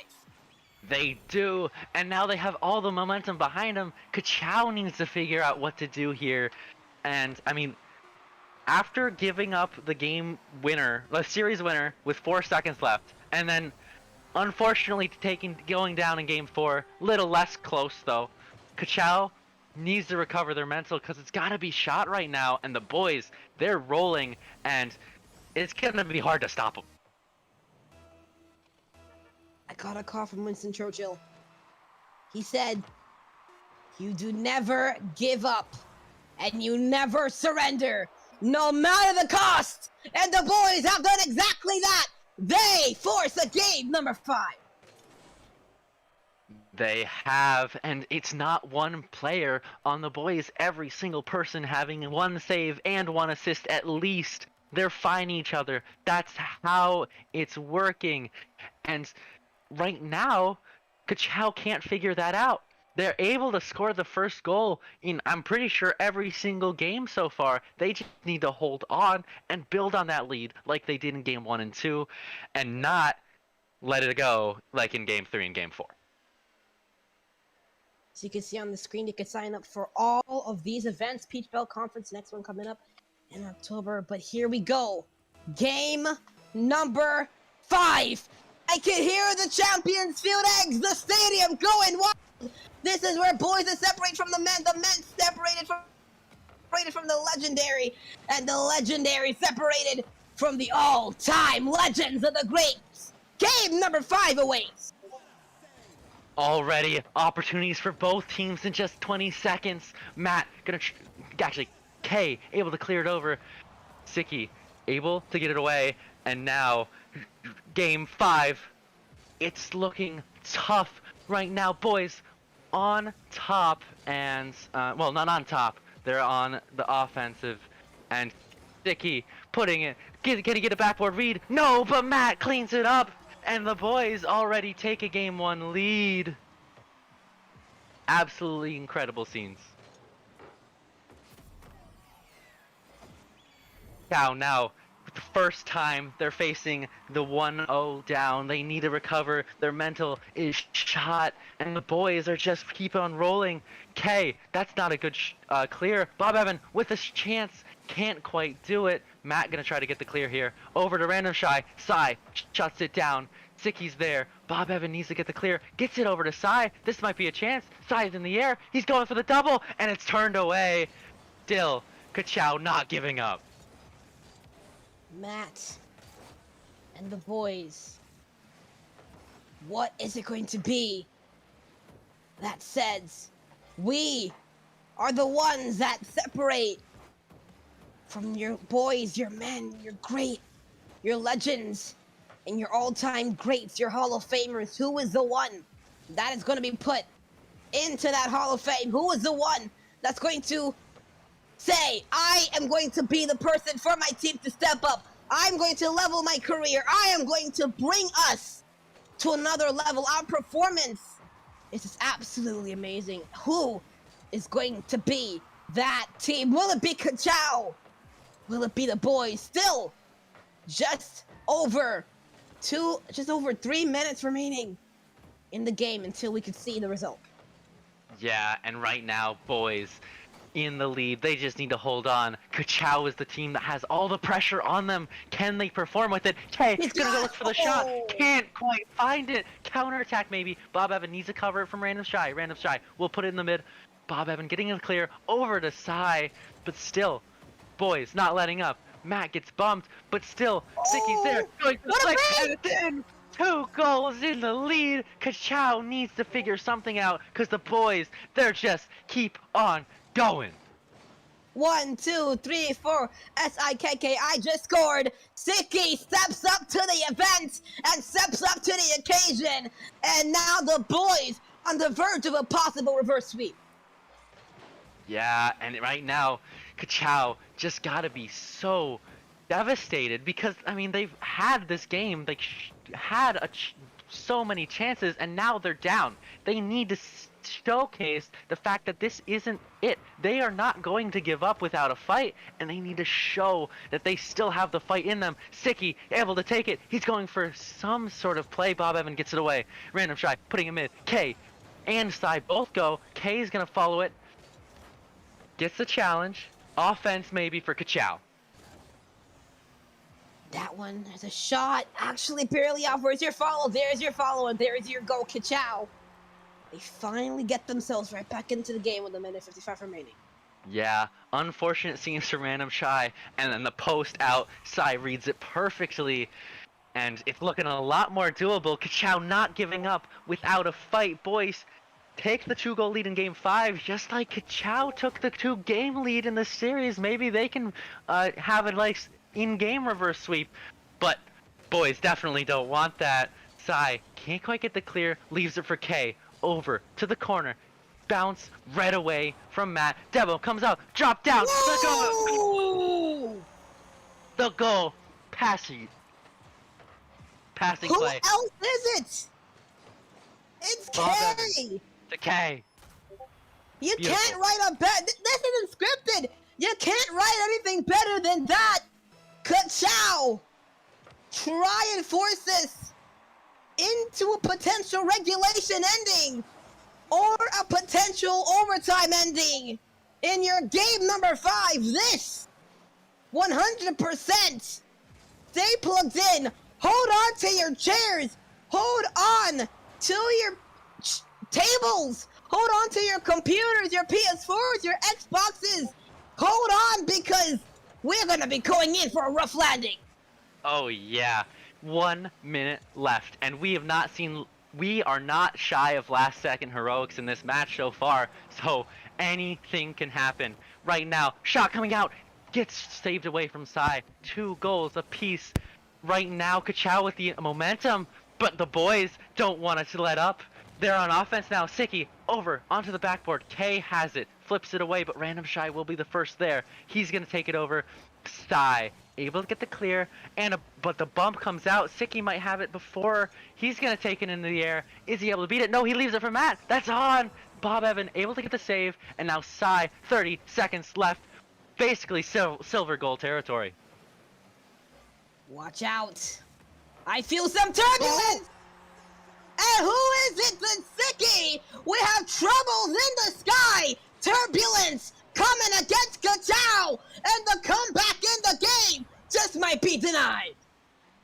Wow, incredible goal. Incredible mental coming out from the boys. They up 2, they lose it, and they're still here. It's Matt trying to close it. Double tap.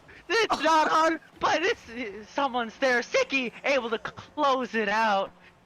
3 goals for Siki, and just shuts down, and Kachao looks like they're gonna go home. Reverse sweep for the boys, who've shown their reset factor, who've shown that they can do everything that Kachao can do, and even better. And the boys will be advancing to stay plugged in. $100 more tournament grand finals. The boys will advance. Incredible series from both teams. You gotta feel for Kachao there, but the boys, they just stepped up and showed why they should be in the grand finals. They go on to face, I believe, Team Silence in the grand finals, and that's gonna be a good game as well, I would bet, based on how this one went. Oh, word. Oh, my word. Wow. I mean, this was absolutely amazing. And now you're coming, you're seeing now. I don't even know. I mean, the reverse sweep in favor of the boys. Ka-chow, they look like they had it all. But that was absolutely amazing. Once again, dude, on the mainstream, it stayed plugged in from these absolutely amazing guys. What else can you expect but the very, very best? I mean, that was absolutely amazing. I mean, Pac-Man, any words before we go to break? No, I mean that was just a great match. That's legendary. I mean that was amazing gameplay from both teams. The clutch coming out from the boys, and I mean that grand finals is going to be really interesting to watch. Oh yeah, 100%. You can even see right now in all the different games, but we're gonna be heading up to Division 1 Grand Finals next. But stay with us because we are not gonna go anywhere. We'll be right back right after this.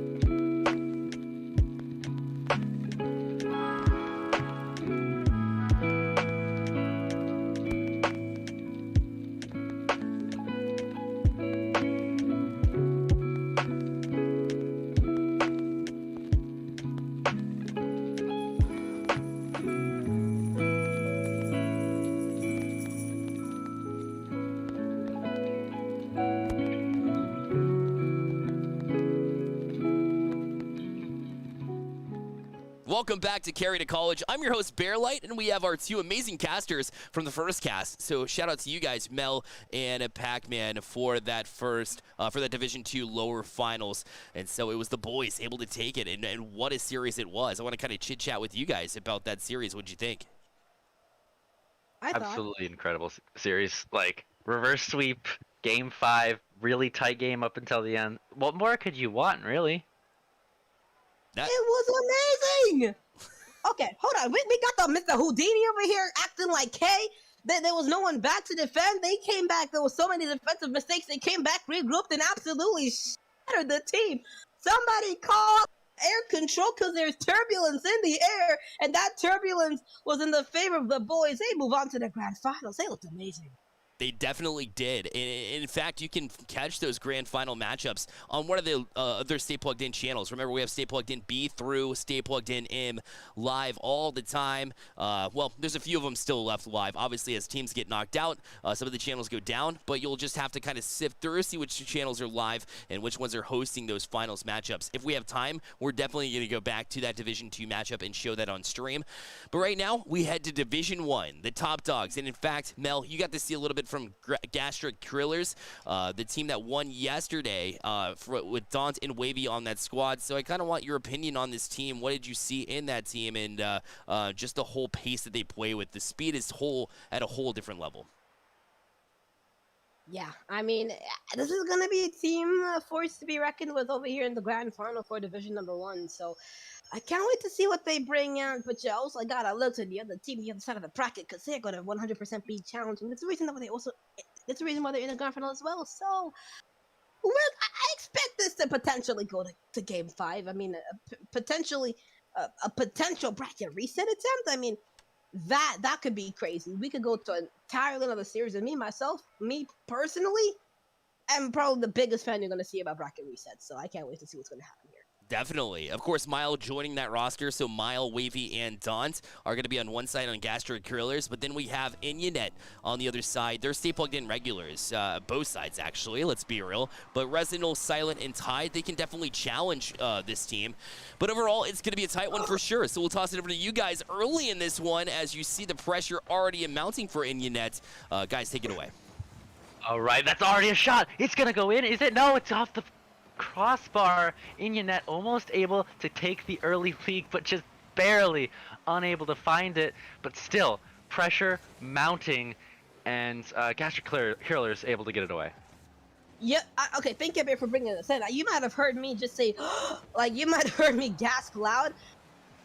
That's when I saw Inyanet.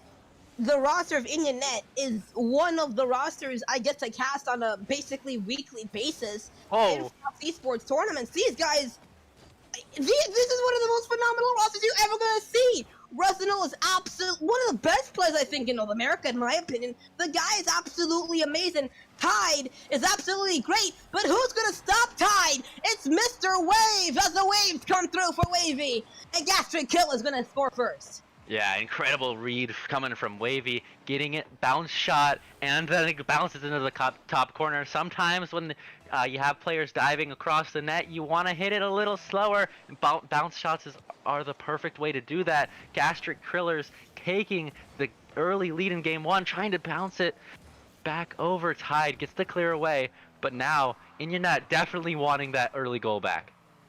Yeah, but here's Tide. He's got some space to work with this. Shoots into the bottom right side. Not fast enough to go through. Here's Resinal. Cannot get the read. Silent able to get that nice touch. But if there's anyone that you see that's going to 100% make a name for themselves, these two guys, I get to cast maybe so consistently, and I get to cast Inyanet as well as consistently as well. These guys I'm so familiar with. I'm so happy I get to be right back at home.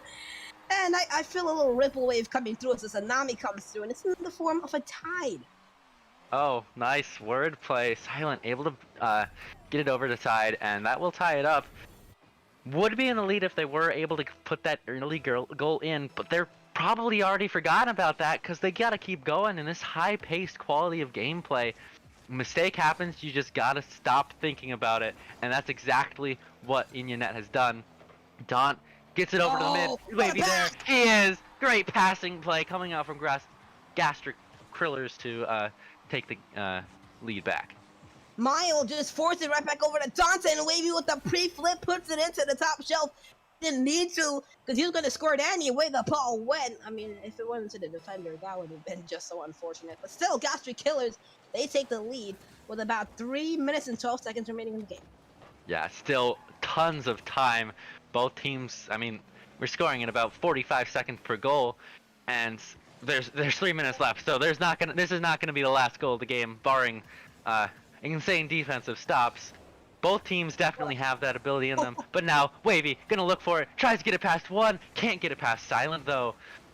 Daunt still keeps it in the end. Gastric Curlers putting it pressure on. Daunt over to Wavy. Wavy can't beat out Tide, but still they're not letting up. This offense looks to be stifling from Gastric Curlers.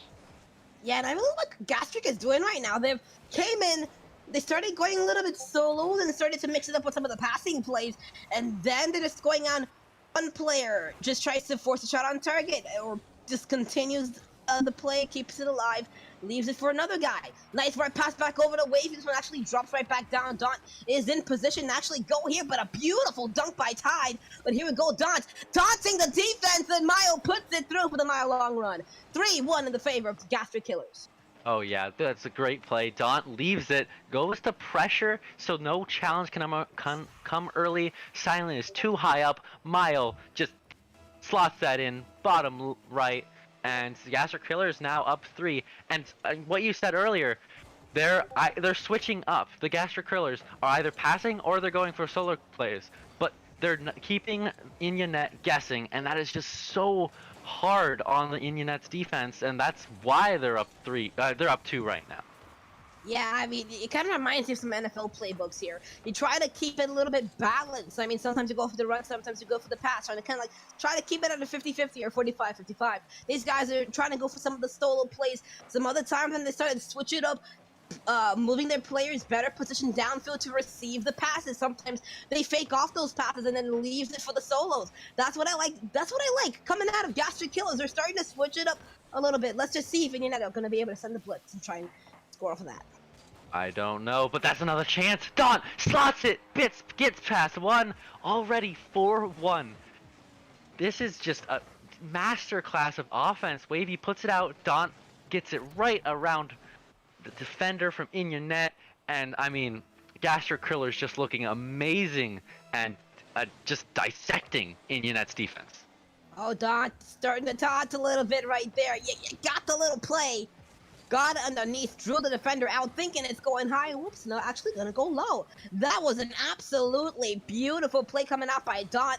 He knew where the defender was gonna try and read it, try and be as safe as possible. He just had to put that as fast pace right underneath the team. So I mean, that goal was as fluent as a whistle. Very, very nice killing by me, because I could hear someone blasting Mariah Carey right outside my house. So wow, I mean, perfect miss right there. All right. Well, I mean, speaking of perfect, that's how Gastric Killers have been playing.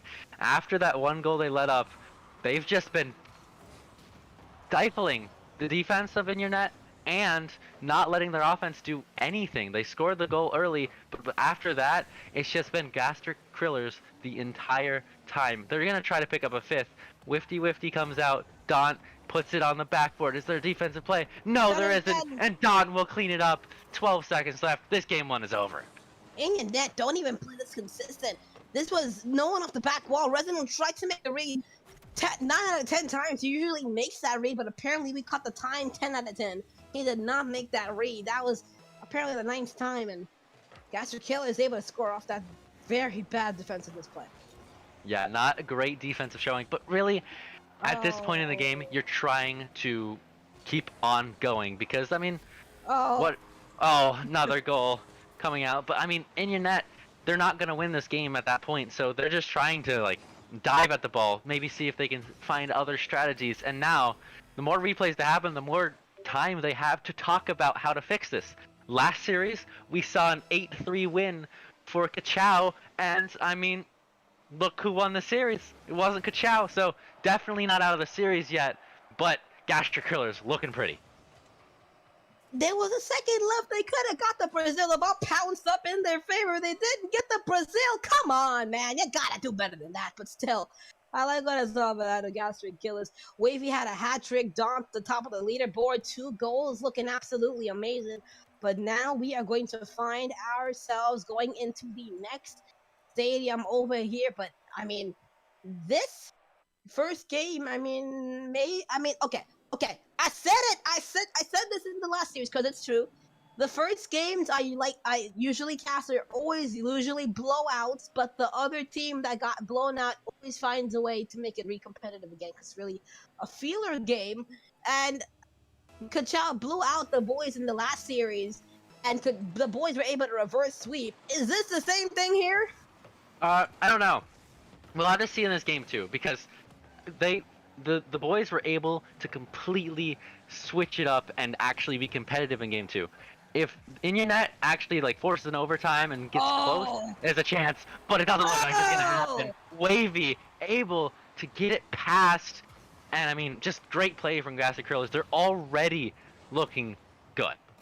Somebody put a hand up, because you're getting completely woven apart by Wavy. So, oh my goodness gracious. Yeah, you got, what a bump on the kickoff. Oh, seriously. You can't get it back to it.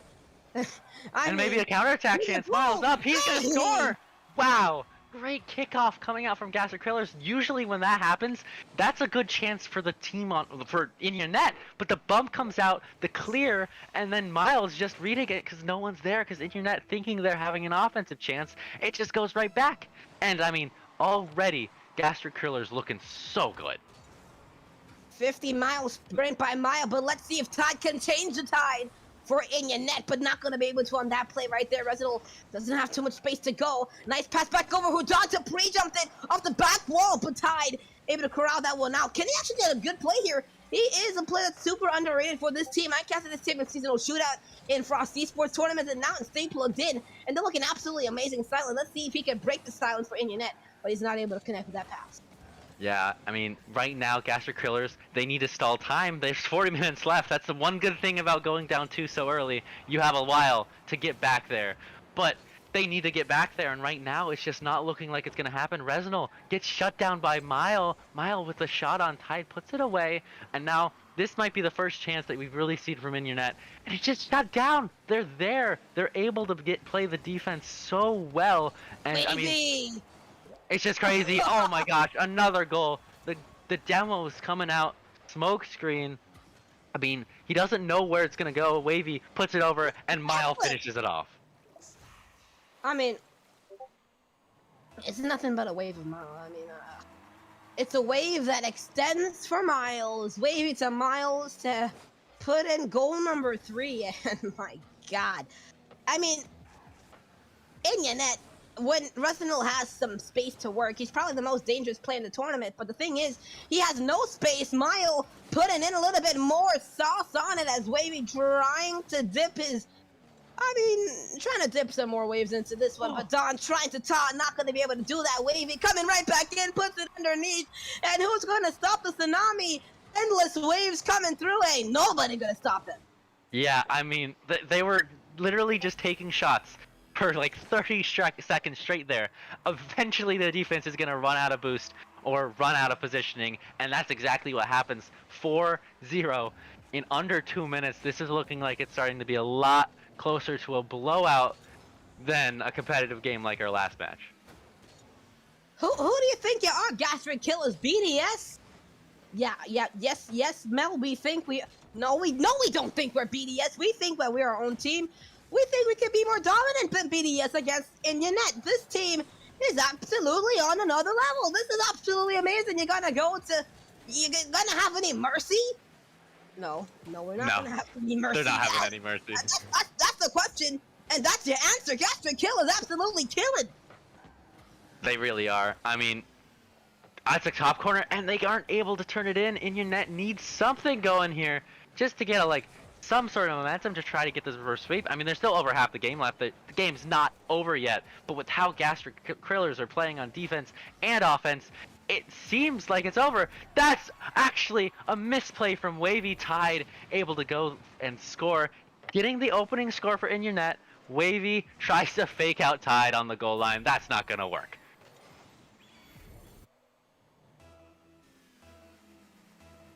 All right.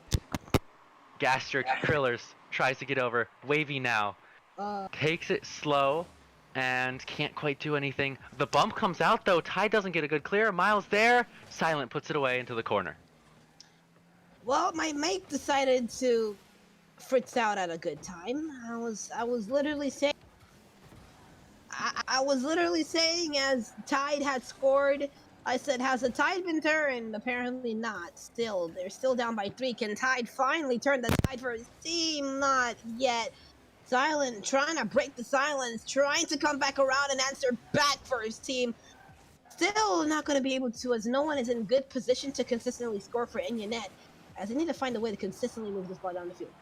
Yeah, and it's not happening. Right now, Silent actually has a good chance. He needs to find the goal.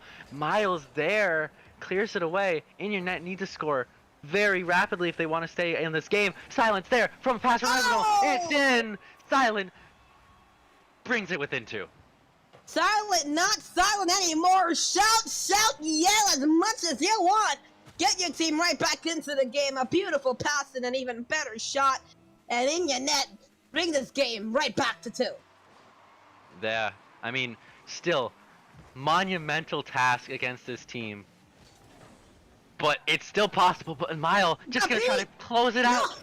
Almost in, off the post, can't quite do it. And now a counterattack. Tide looking, trying to get it on backboard. Miles just there, puts it over, gets the challenge, and gets the clear. And 56 seconds left. 2 goals needed for In Your Net to tie this up. Here's Silent trying to work with it. Wavy can't do much. Tied on the back line, but Mile gonna try and work with this. Can he get a second touch? Not gonna be able to. Wavy trying to hook himself right around. Here's Mile to put it through. But Silent says, okay, you guys are gonna remain silent. Keep your mouth shut because we are not out of this game yet. Yeah, they aren't, but they're on offense. Oh my gosh! Incredible passing play. I think they might be out of this game now. Okay, Mile! You're going crazy! He comes back to the ball. He's able to put it through. Wavy! The 1-2 in air play. It's the give and go. But the person that went, he gave it back to the person that gives. If that makes sense. The give go and then back to the give so he can go for the goal. Yeah, I mean, if it works, you gotta keep on doing it, and it works for sure. Dismantling the In Your Net's defense, and now again, Miles up. Don is pre-jumping all the way from the back of his own side. That might actually be a mistake. Resinol and company can't quite get a goal on. 6 seconds left. Game 2 looking to go to the Gastric Krillers. They can't even pick up one for the road. And I mean, it's going to be really tough for In Your Net to even pick up 1 game, much less get 3 in a row. Okay, that was disrespectful, Mile. You faked the guy out with 0 seconds. You broke Rule 0, Rule 1, depending on where you are in the Rocket League community. And when you came into Rocket League, it's Rule 0, Rule 1.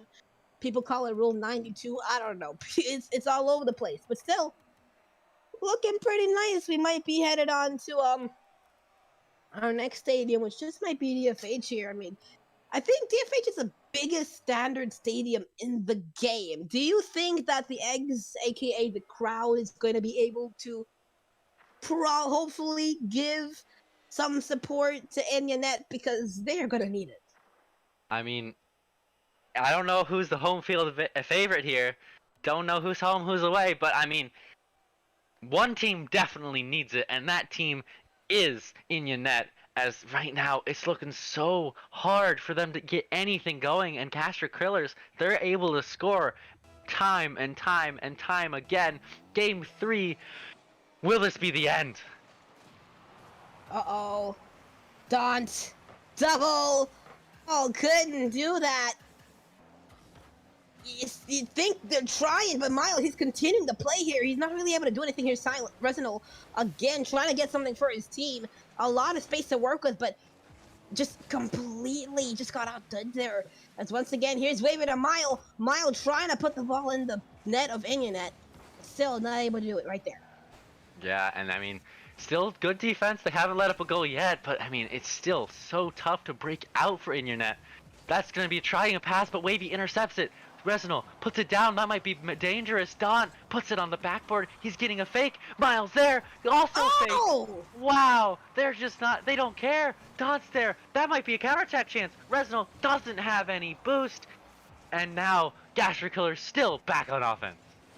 Oh, 1, 2, 3, 4. You almost got the ball. Oh my, but still.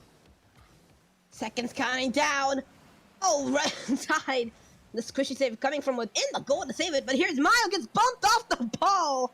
Not even getting an opportunity to get to it in the first place. A nice play away, and Indian Net keep themselves in the game.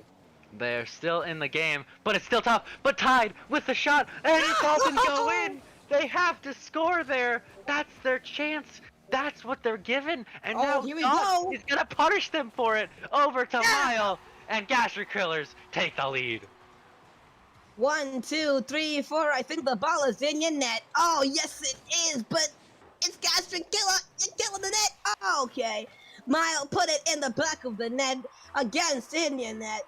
Well, I mean, I just made it sound more confusing. It sounded better in my head, but of course, everything has to come out more confusing than it should do. But the overall point is Gastric Killers on the verge of a sweep. Oh, they really are. And I mean, that was the chance. Tide had the open net and couldn't quite put it in. And Gastric Killers are going to punish for that. Resinal trying to tie it back up. He has it. Mile gets the challenge. Tide's there looking for Resinal. But I mean, Gastric Killers shutting down before it gets there. Wavy gonna take it off the wall. Got an air dribble. Going for the pinch. Gets it past one. Resinal needs to play defense. It's gonna be a fake out. Mile can't get there, but Don's there. I mean, Gastric Killers just know exactly where each other are, and they're doing exactly what they need to do. Yeah, and right now, I mean, Resinal, he's probably the deadliest player when he has space. We've already mentioned that, but he's had not a lot of space in this game, and when he has had space, he's been immediate. It gets away from him, really. He's not been able to do anything really productive with the ball and get anything set up for Indian Net here. So, on the verge of a potential grand final sweep is Gastric Killers. Yeah, and I mean, Indian Net is looking a lot better than they did in the other games. Silent with a chance to go. Resinal needs to get something going here. Puts it on the ceiling. Going for the double tap. Gets it past Don, but it's hitting the crossbar again. Gastric Killers might need to be flagged for cheating because they're looking like they have 4 defenders. Yeah, I mean, oh, Gastric Killers, it's Don with the Dons in the bottom left corner. Wavy sends a ricochet of waves with the dunk coming through, and now DFA Stadium go wild. They really do, and I mean, it's just lights out for Gastric Killers. Anytime in your net misses a very tough chance that they have to score, Gastric Killers is like, yeah, no, it's now in your net. And there's nothing, they have to respond now. There's 2 minutes left. And if Gastric Killers win this, they win the tournament. If In Your Net wins this, they force a bracket reset, and this is going to be so tough. Wavy scores another one. This is going to be so tough for In Your Net to force it. Even game 4. Game number 3. DFH Stadium.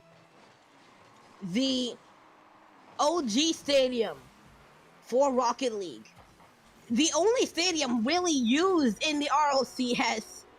And it now delivers this absolutely sensational gameplay. But Resinal gets a beautiful touch into Silent to hopefully, finally, I've been using this over and over again, hopefully break the silence for In Your Net and hopefully force a game 4 at least to try and get things to Champions Field. Yeah, that's the goal. Wavy doesn't have a greatest touch. Tide can't quite get it around him, but that's not good. Miles, but no one's there for In Your Net. 2 goals. No, just under 90 seconds remaining. Miles gonna try to shut down the game, and it's in! Plunder on the goal line for In Your Net, and it is in their net. Wavy with a great dime over to Mile, and perfect bottom left. If you had any questions about this roster, they have been answered right here. And it happens on the original Rocket League Stadium of DFH. Tide gets his team right back in it off the kickoff, and In Your Net gonna try and keep this close. Yeah, that's the goal. I mean, if they can keep getting kickoff goals, hey, they can win. But they need to score fast, because they have 1 minute and 17 seconds to score twice technically you can score with 0 seconds left, so they just need to score relatively soon, but they just gotta not let anything go in their own net. Resinal trying to get it over to Tide, but Miles there. He's going to get actually intercepted from Tide there. Silent with the shot, it's not on. Wavy had it, the goal covered. 1 minute left. Gastric Killers, if they hold on, they are the champions. Here's Indianet gonna try and get one downfield. Silent gets beat to the ball by Wavy. Resinal on the back line has no space to work. Now has to defend. Big miss. It's actually ricochets right back off of Resinal's car. He gets past one. Tide working. Resinal with the demo attempt off the backboard. Your follow-up is not there. Silent now has to challenge the ball by Don, and the ball ricochets right back into the corner with 35 seconds remaining. 35 seconds remaining. They need to score. They need to score now. Mile intercepting the pass. Don is just there. They're positioning, shutting down any chance Indianet has. Tide going over. Is there someone there? No, no one's there. His teammate's not there. The clear comes out. It's on the ceiling. But Wavy is the first one there. They need to score with just 1 second left on a clock to even have a chance, and it's not looking like it's gonna happen. Still 5 seconds remaining. Can they put this one through heroics? No, it's not. Gastric Killers. They are your new Stay Plugged In champions.